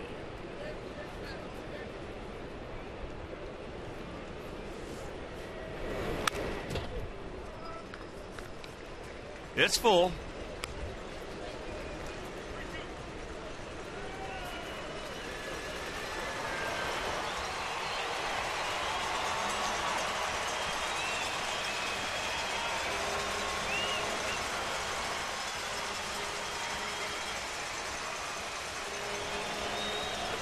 Carnes has 8 strikeouts.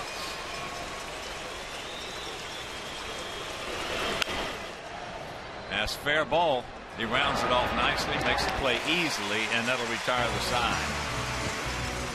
So we go to the bottom of 6. It is still 1-0 White Sox.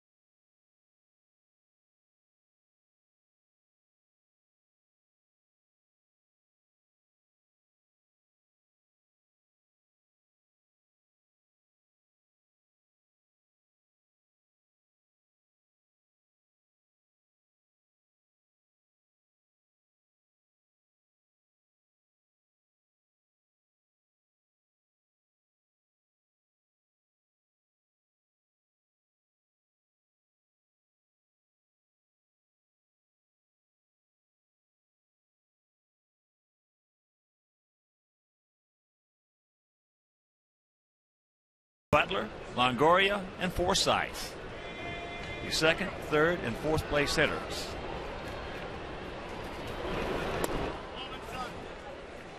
Slider. Didn't get it.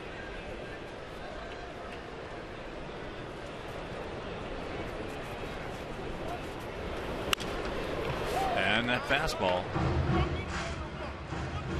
evens the count at 1.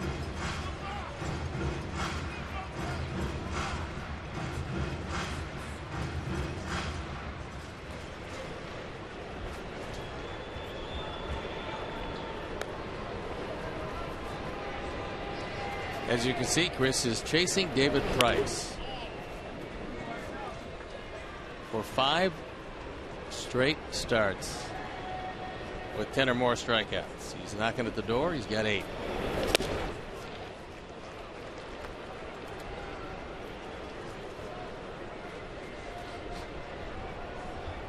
Good changeup right there.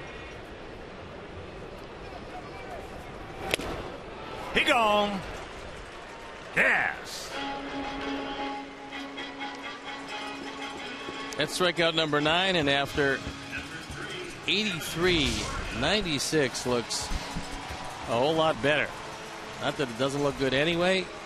It's just following a straight change. It's hard to catch up to it. Well, the culture of pitching going way back was you follow the changeup if it was a pretty good one with a good fastball.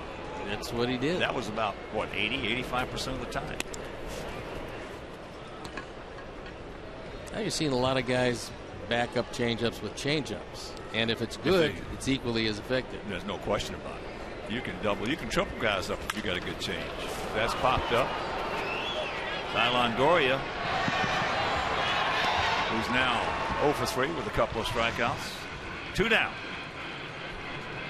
Figured he would swing at the second pitch and avoid any thought of 3 strikeouts. Yeah, that change up. If it's a power change up, you can just back it up and back it up and back it up. So here's Forsythe. He is fouled out to Abreu and struck out. That was first pitch strike.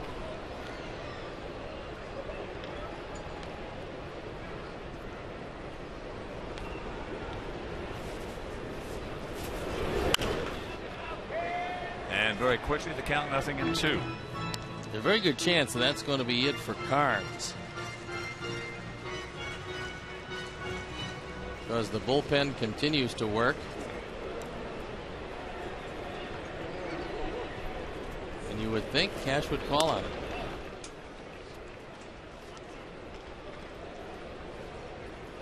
Pitch close. That pitch has been called a few times this afternoon for a strike. 2-2.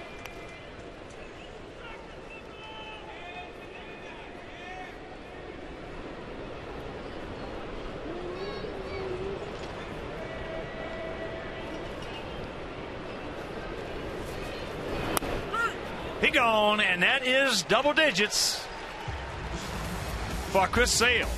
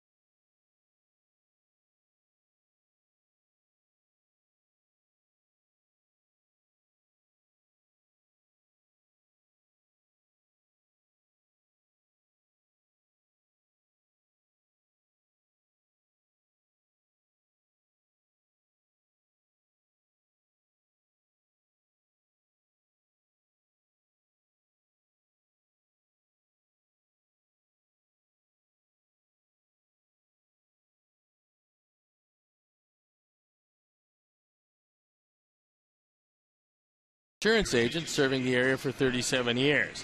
To visit the nation, visit jeffvoot.com because Nationwide is on your side. Let's take a look at strikeout number 10 and watch this slider. There is zippo chance of any right-hander even getting close to that one. All Forsythe could do was look at it.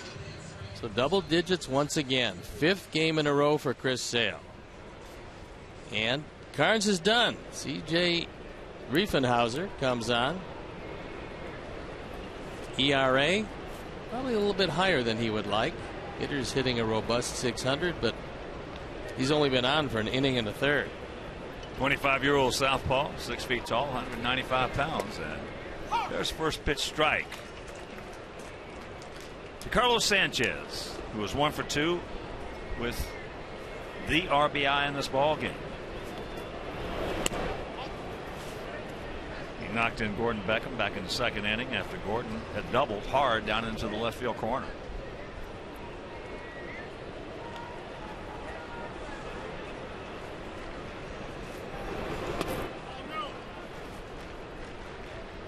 Two and one to count.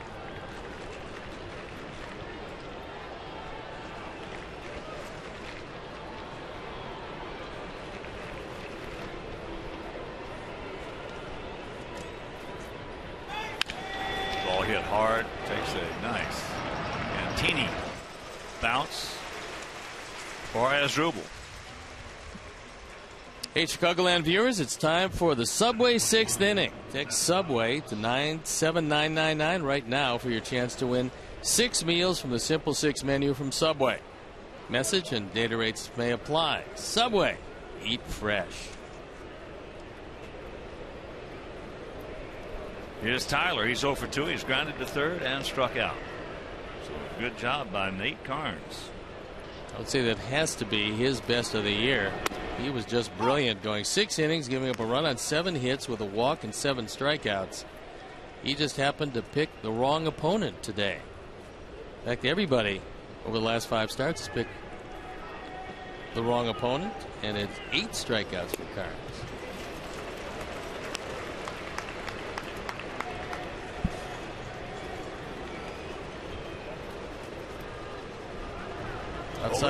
Outside of the 1-0 deficit, he has to feel pretty good about how he threw.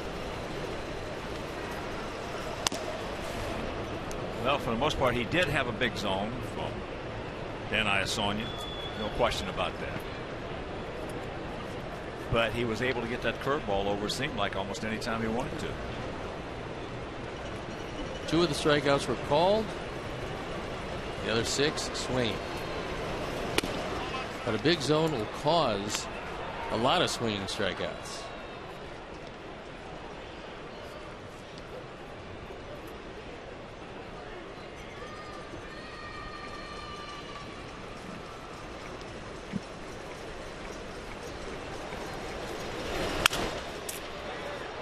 That's softly into center field, and it's going to fall.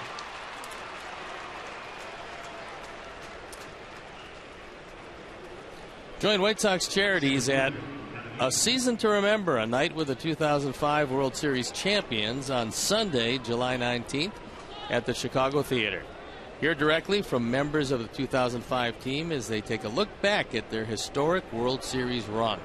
To purchase tickets, visit WhiteSoxCharities.org.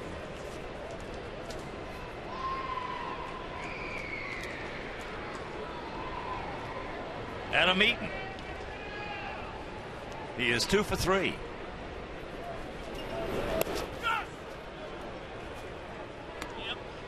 If you're going to go that way with it, you better make sure it is perfect.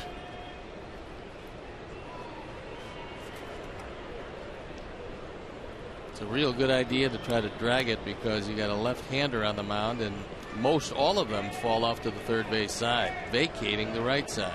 Well, if you go down to Longoria, you're an 8-5 underdog. Yeah, that's not a good. If you drag it, you're an 8-5 favorite. Not a good idea.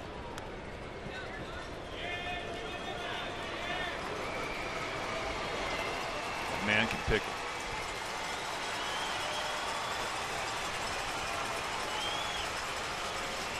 I'll never forget the first time we saw Longoria. Before the game, we were talking with Don Zimmer. Popeyes told me, he said, this man, this young kid, he said, is maybe the best third baseman I have ever seen. Zim was in this game for all of our parts of 8 decades.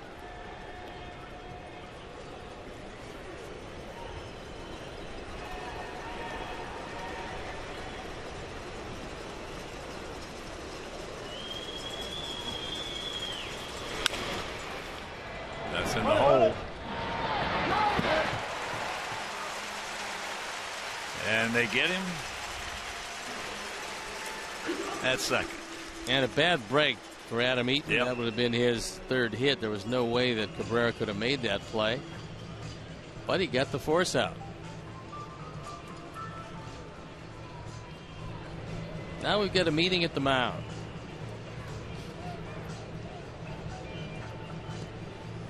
And eventually Dan Iassogna is going to go out there and try to break it up, as Jim Hickey has been talking for quite some time.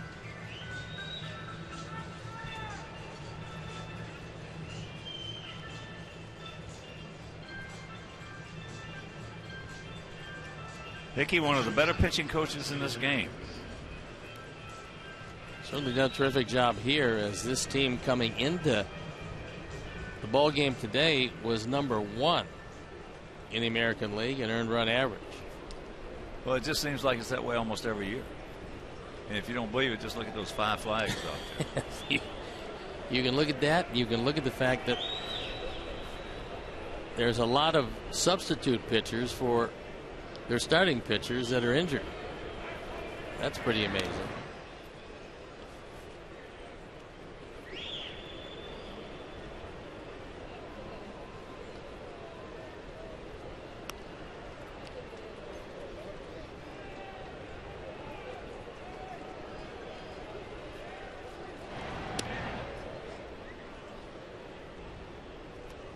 Alexei is lined hard to left, has a soft single to center, a stolen base, and a ground out to second.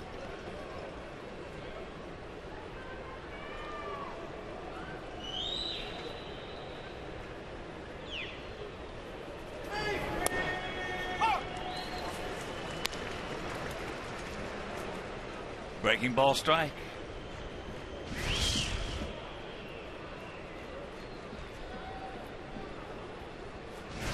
Catches the bottom part of the zone. That's 79. There he goes. Got him.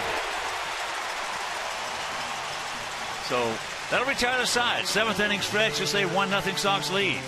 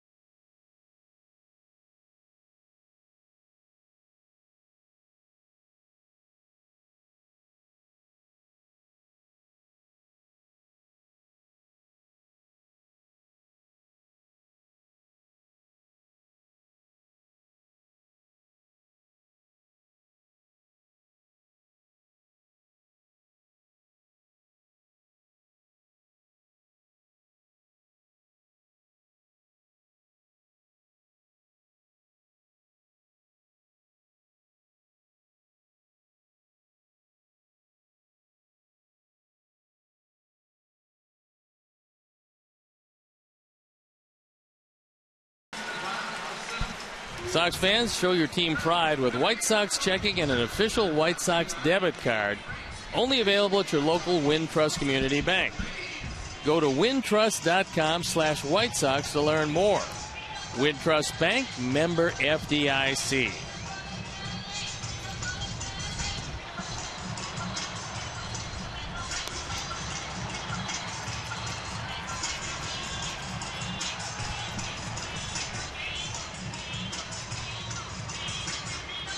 It'll be Souza, Cabrera, and Elmore here in their half of the 7th inning.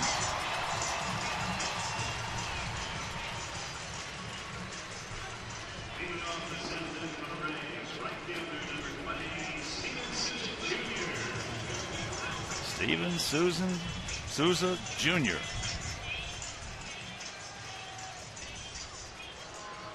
He has yet to strike out in 2 at-bats.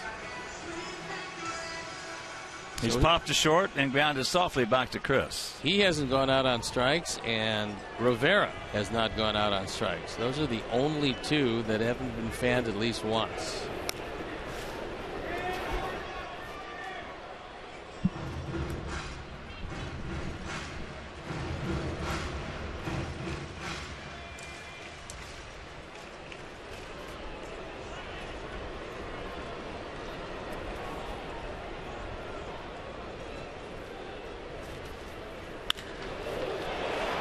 And that is foul. Fortunately, that was a straight change, and Souza was well out in front of it.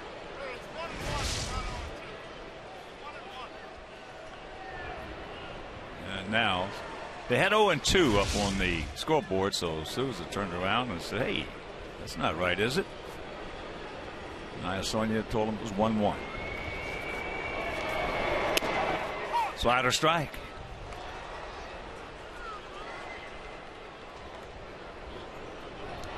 Double him up. Take just a little something off of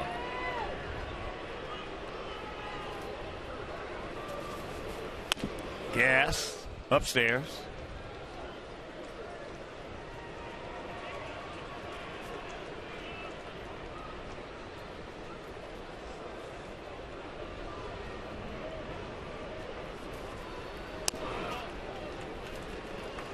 Pretty good pitch, didn't get it.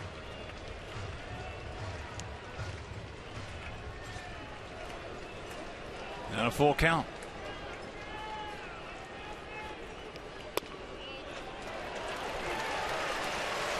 That's the second walk issued by Chris. Shortstop, number 13, has struggled Cabrera. 100 pitches for Chris Sale. And that breaks a streak of 11 in a row retired by Chris. Which is usually what happens when you strike out a whole lot of guys. Just that lead-off single by Geyer. That's the only hit they've got. Here is Asdrubal, a strikeout and a pop up to second.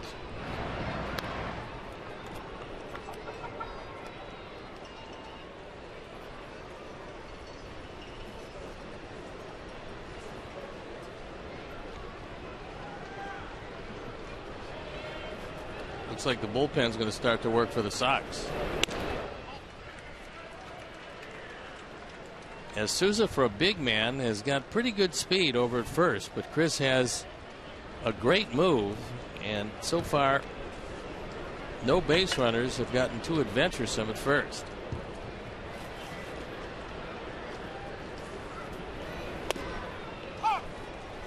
That strike evens counted 1.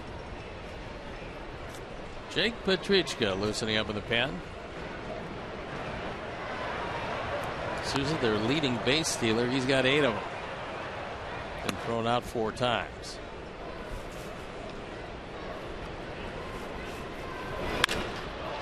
That's high and deep. Stay in here.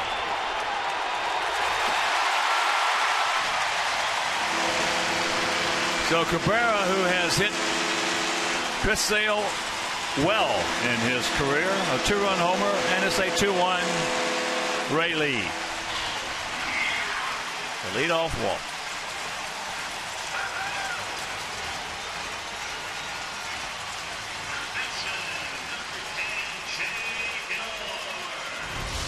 Just a second hit. Our fourth drive of the game for Asdrubal, his third home run of the year. He's driven in 15, and that's the second home run career-wise he has against Chris Sale. Unfortunately, he was the one guy in this lineup that had seen him a lot. He was 8 for 32, the only guy with multiple hits against Chris Sale.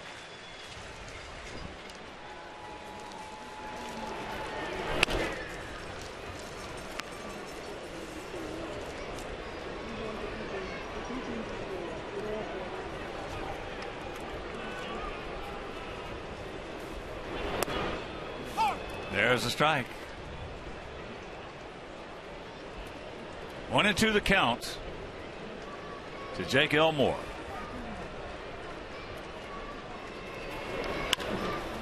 And that's trouble. Come on, stay with it. Nope. Ball's in for the hit.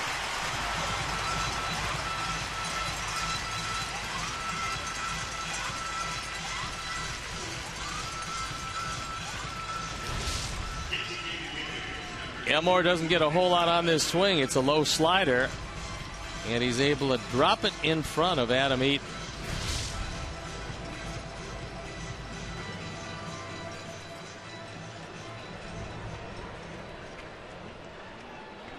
Here's the DH. Nick Franklin 0 for 2 with a couple of punch-outs.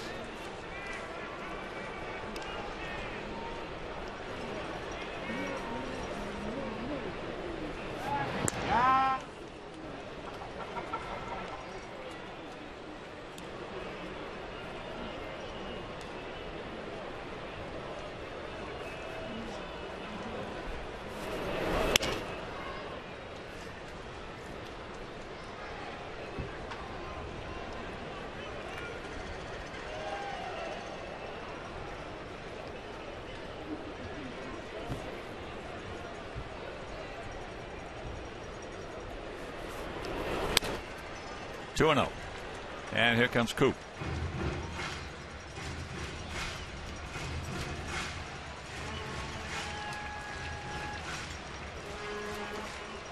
Check in during your visit to U.S. Cellular Field using MLB.com Ballpark to unlock offers and rewards. The official U.S. Cellular Field Ballpark app for your iPhone and Android smartphone perfectly complements and personalizes your trip to the ballpark.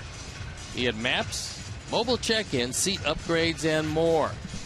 Download MLB.com Ballpark today or visit WhiteSox.com/ballpark app to learn more. So Don Cooper goes out there, talks about something we talked about earlier in the game, which is some anger that will arise after giving up a 2-run homer. Let's make sure he's got the concentration back.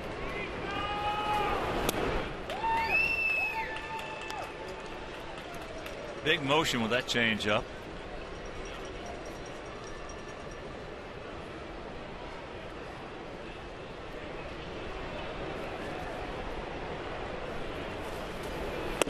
Backs it up with that fastball. 2-2.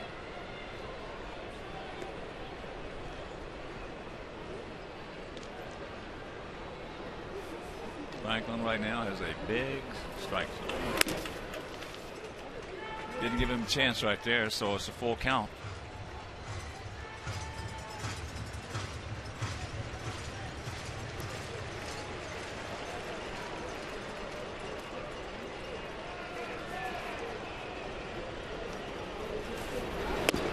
He gone. 1 out. That's a hat trick for Nick Franklin. Third time today. He's fanned. All of them swinging.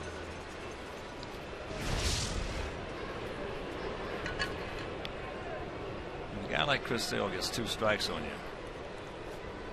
You've got a big strike zone. And you can't spend a great deal of time deciding if you're going to swing. No.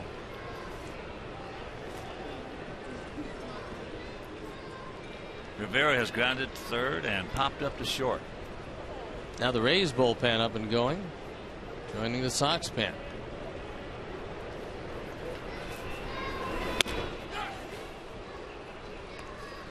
1-1 to count.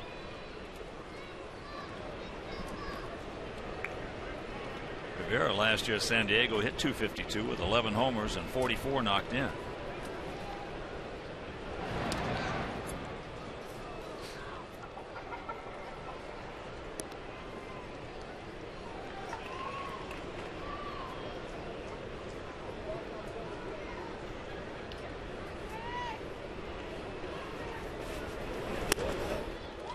Can't get it.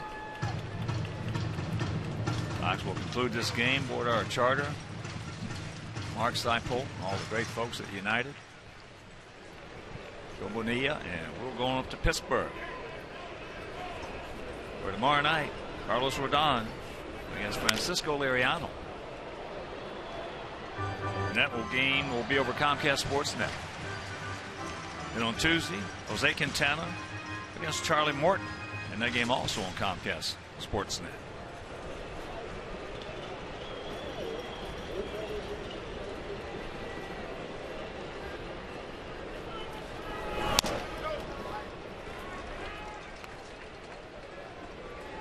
Two and two to count to Rivera.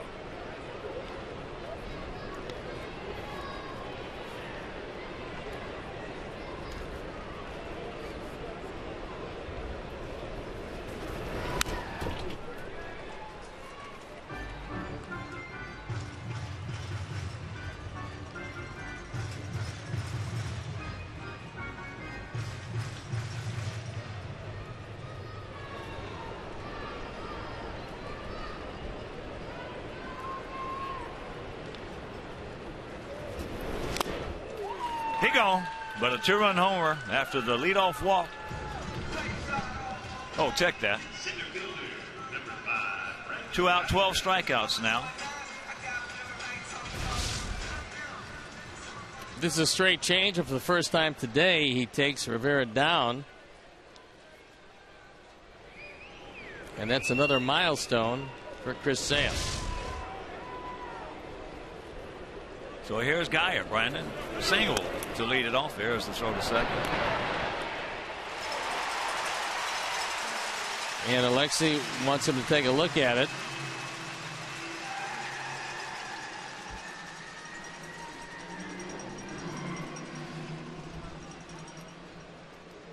That's just the first stolen base of the year for Elmore. Throw is up. Actually thinks he got the ankle before the foot got in. Gabe Morales says, no, you didn't.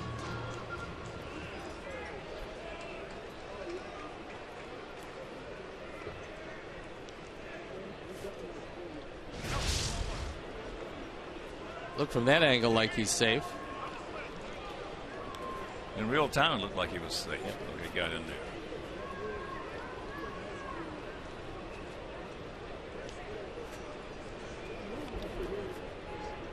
Geyer with that leadoff single at the bottom of the first inning, and then he was hit by a pitch in the third. He struck out in the fifth.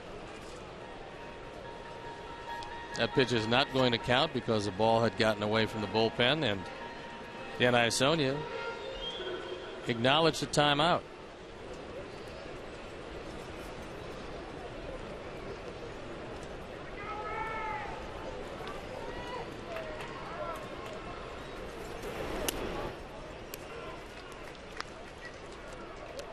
Change up low.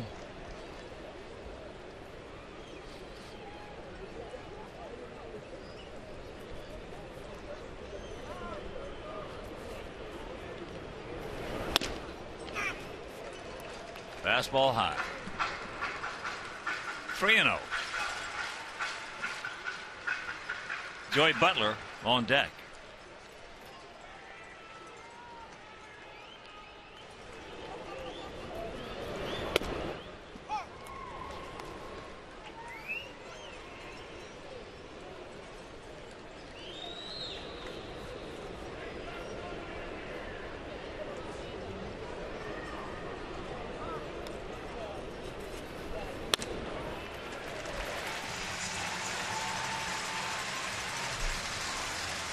And that's going to be it for Chris. 2-1 game, and Mark Parent does not want to let this one get away. The pitches are piled up.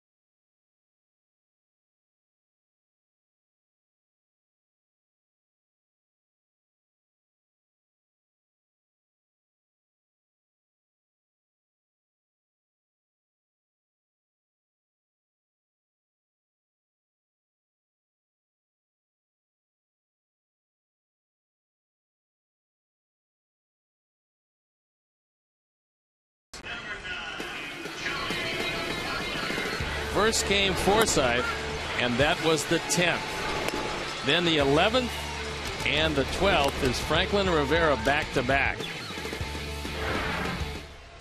But Chris Sale not happy with this performance. The 4th consecutive start with 12 or more strikeouts. Last guy to do that, Pedro Martinez. And so Jake Petrichka comes into the ball game, and he's got to hold him right here. Sox already trailing by a run. 2 on, 2 out, and Butler, the hitter. Looking for a got it, a little tardy. Butler has walked, reached on an arrow, and struck out. On for the 25th time. Jake is 1-1, ERA 3.60. And Butler has been a hot hitter, but not today. Not too many hot hitters against Chris Sale.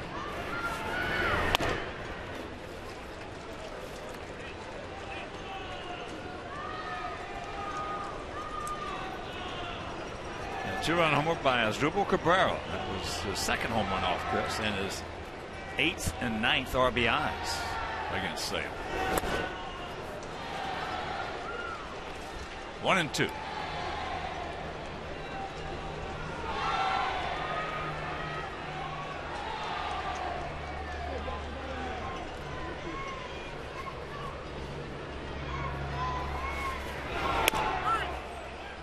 Pick on, he knew it. So we got some work to do. We'll go to the 8th trailing 2-1.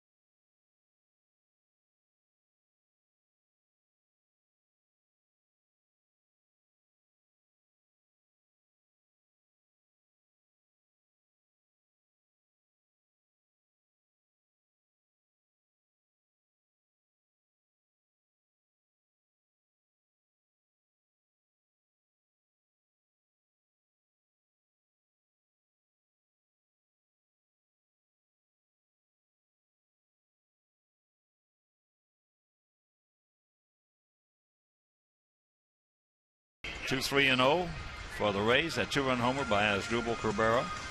1-8-1 for our Sox. Sale 6 2/3, 12 strikeouts, 2 earned runs, and the only RBI for us, Carlos Sanchez knocking in Gordon Beckham, who had doubled. And that is brought to you by the Honda Dream Garage sales event now at your Honda dealer.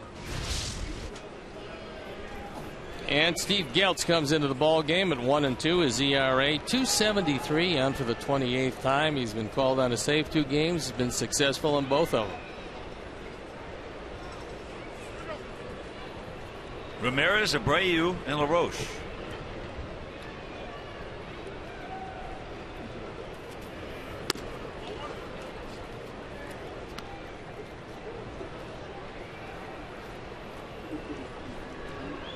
Alexei is 1 for 3 with a stolen base. Come on, Alexei, start us off. Let's get a few.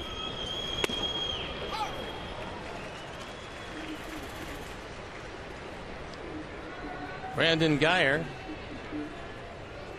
is in left field. And Kevin Kiermaier, who can really go get him, comes in defensively in center. Butler out of the game.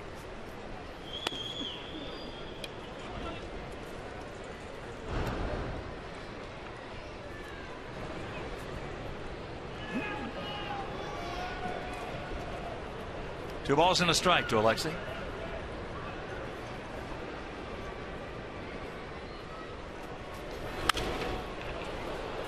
And the count evens at 2. We saw Geltz in the first game of the series. He came on and pitched a perfect 8th inning before handing it off to McGee, who wrapped it up with a perfect 9th inning.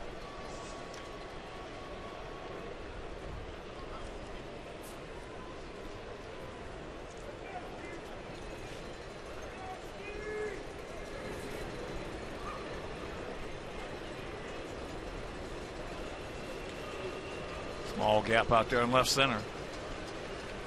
Very outfield, they're deep. Like they play everybody. Geltz originally signed by the Angels. He was a non-drafted free agent back in 2008. Now seemingly has found a home in a bullpen that has been used a great deal by Kevin Cash. Well, they may have found a pitching coach that connected to it. One hopper. One out. Time now for our Xfinity Speed replay, and it centers around Evan Longoria at third base. He's got great hands. This is a rocket. Plays that ball easily. Comes in aggressively and makes this play. Now watch the rounded off charge. Getting in position to throw it. Off balance. Gets it there and throws a strike to Elmore. He's brilliant. Speed replay is brought to you by Xfinity, your home for the most live sports.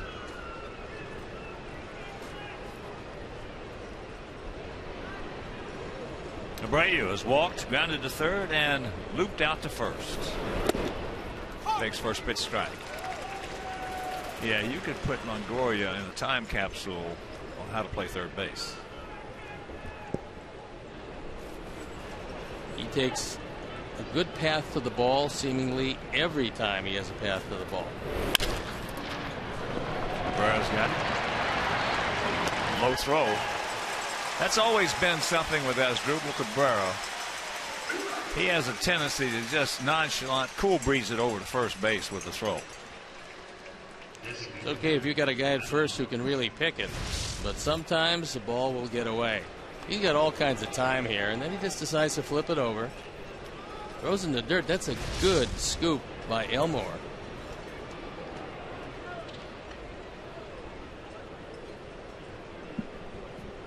And now they shift into the Adam LaRoche shift. Adam 0 for 3 with 3 strikeouts. Get you one to tie this thing up, Adam. Avi on deck. Hit one for Drake. That's his son, who looks like he's going to be a good ball player.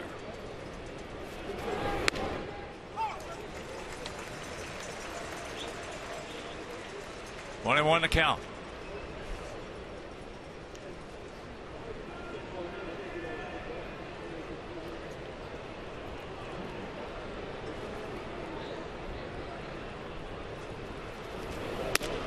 Checks it up. No.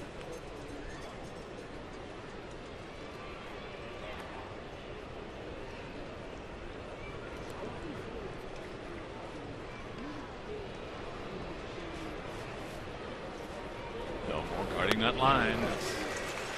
They have really off-speeded Adam today. A lot of straight changes, and then when they have gone to him with the fastball, they've kept the fastball away from him.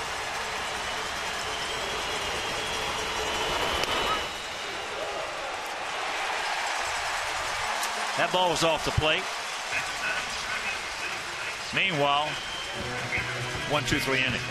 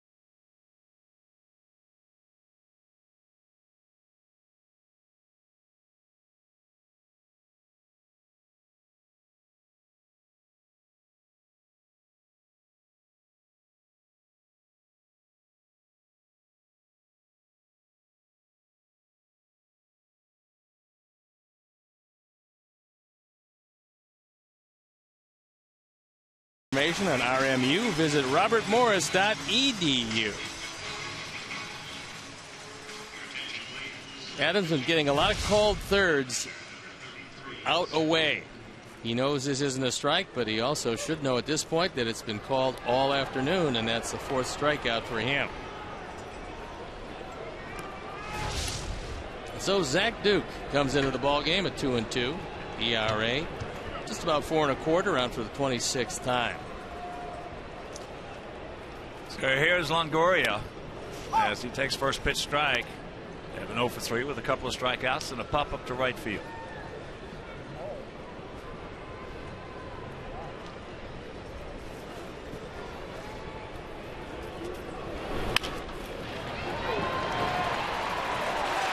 And that time, miscommunication between Alexei and Carlos. Yeah, we've seen a lot of that. Well, somebody's got to take control because both guys backed off at the last instant. And again, Longoria doesn't have great speed. This ball's just chopped up the middle, and at the last instant, Sanchez gives way because I think he must have thought that Alexei, who charged over, was going to make the play.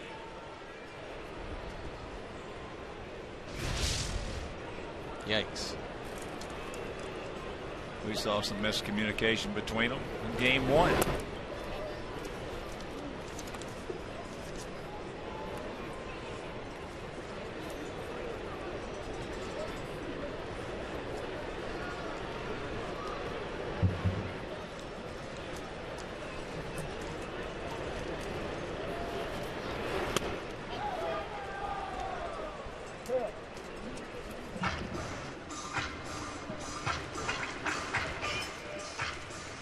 Logan Forsythe, a couple of strikeouts and a foul out to Abreu.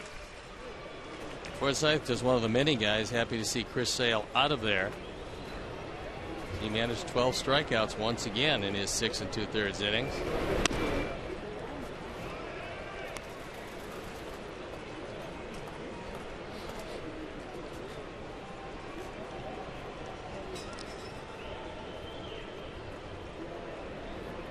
2 runs on 4 hits, no errors for them. 1 run on 8 hits, 1 error for us.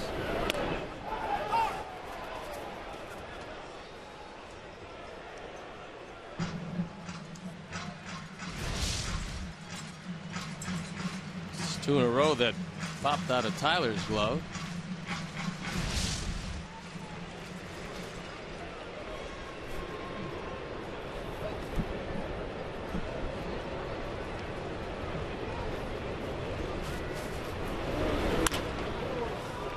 Good rip at that one. Up and out over the plate.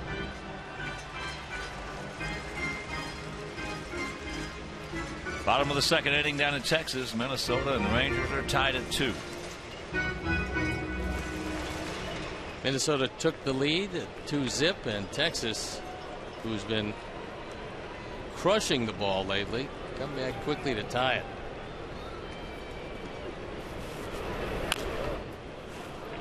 Good pitch. Joey Gallo has homered his 4th. We saw up close and personal how much power that young man has, and he's going to strike out a lot. But when he makes contact, it doesn't matter which part of the park he hits it. He's going to hit it. Well, he hit one out a long way. Either yesterday or the day before, 471 feet. It's not surprising.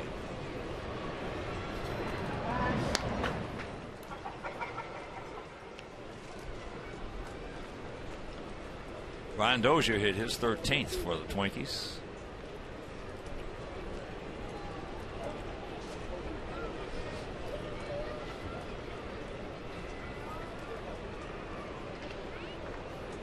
Short lead. And he got a cookie right there and missed it.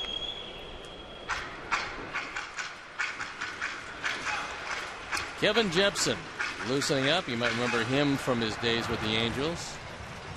And with McGee just back off the DL and saving the last 2 games in succession. Apparently it's going to be a day off today for Big Jake. And there's a base hit.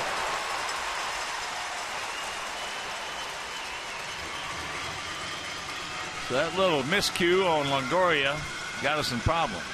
2 on, nobody out.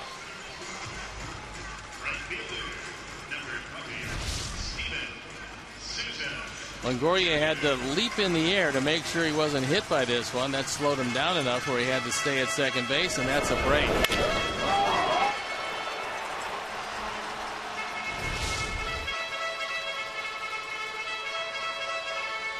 Now the infield talking about what to do in the event that Souza lays it down.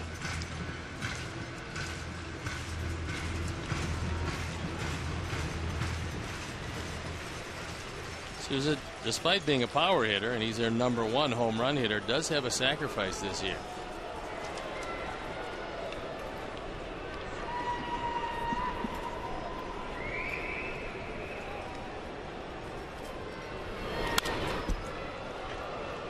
Good pass at that one.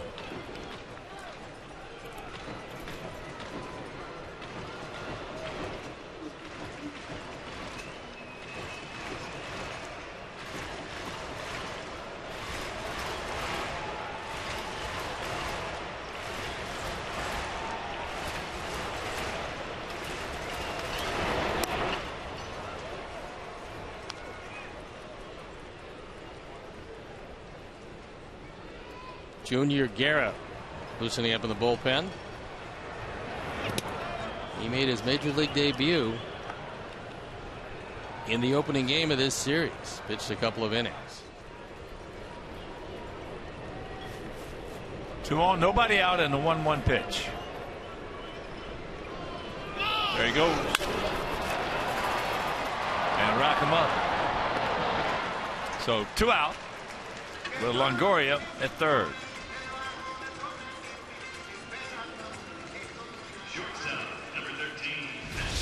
If they decided to send them both, they might have stayed out of the double play.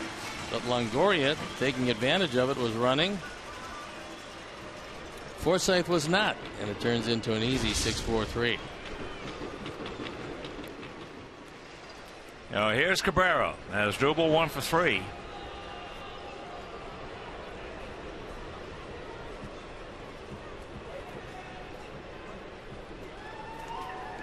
And here was the one hit. Just his third of the year as Chris got a fastball up and out over the plate. One of the very few mistakes he made this afternoon. And that's where it stands at 2-1.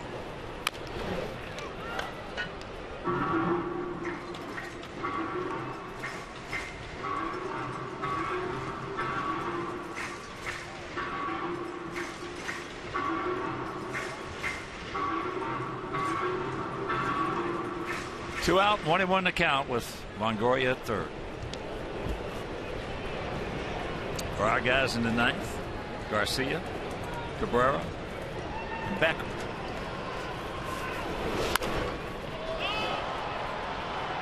That's into center field. Adam is there, and we'll go to the ninth. We need one to tie.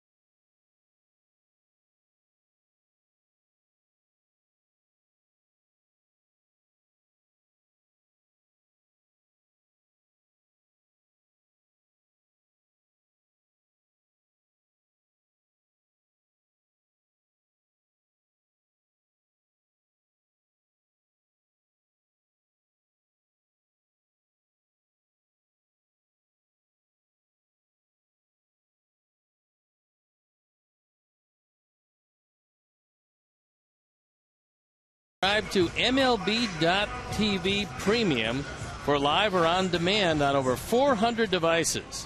Real-time highlights, live look-ins, pitch tracking, and more. Blackout and other restrictions apply. Visit MLB.TV for details. So we've got a new pitcher coming in the ball game, and it is Kevin Jepsen. He's trying to wrap up his 5th save of the year. He's 1-4, ZRA 273, on for the 30th time. Just 4 for 7 in save opportunities, but opponents hitting 219, so he is not their regular closer, but he plays one today. And here is Avi. Avi's due. He's 0 for 3.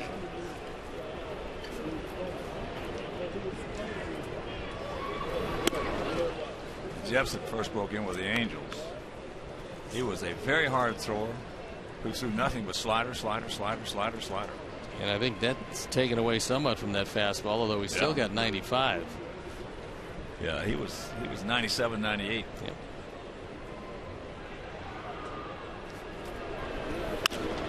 High pop up right side, playable. You got room, you got room.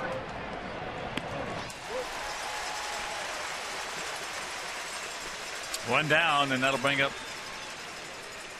Melky, who is 2 for 3. A single and a double.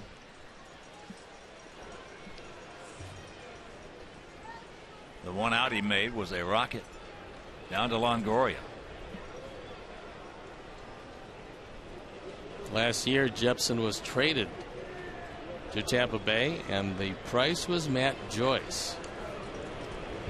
Pretty decent left-hand hitting outfield. Well, he did a lot of good things here when Joe Madden was Yes, he did. managing. 0-1 to count. You're just tuning in. We scored 1 in the second. Double by Beckham. Single by Sanchez. They didn't even sniff a run until the leadoff walk to Souza leading off the 7th, and then the 2-run homer by Cabrera. That ball hit hard. 2 down. 1 out away from getting swept after giving them the first 2 ball games. We absolutely just gift wrapped them for them. We gave them 3 runs in game 1. They beat us 7-5. We gave them 2 runs yesterday. They beat us 5-4. So here comes Connor to hit for Beckham. Connor with a pinch hit home run. 2-run shot yesterday.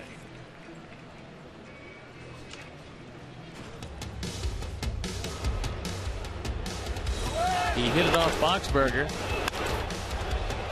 And with the runner going, that's the best hit and run you can have. Well, here's a guy that can come off that bench in the 7th, 8th, and 9th inning, usually when you're facing very hard throwers in a close ball game, and do some damage. Best fastball hitter on the team.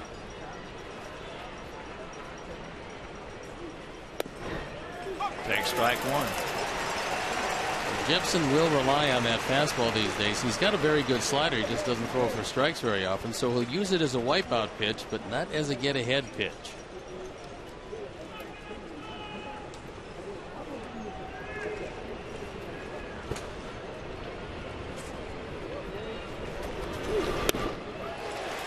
Down to our last bullet. And you can see it was out of the strike zone, but that was a quick late breaking slider.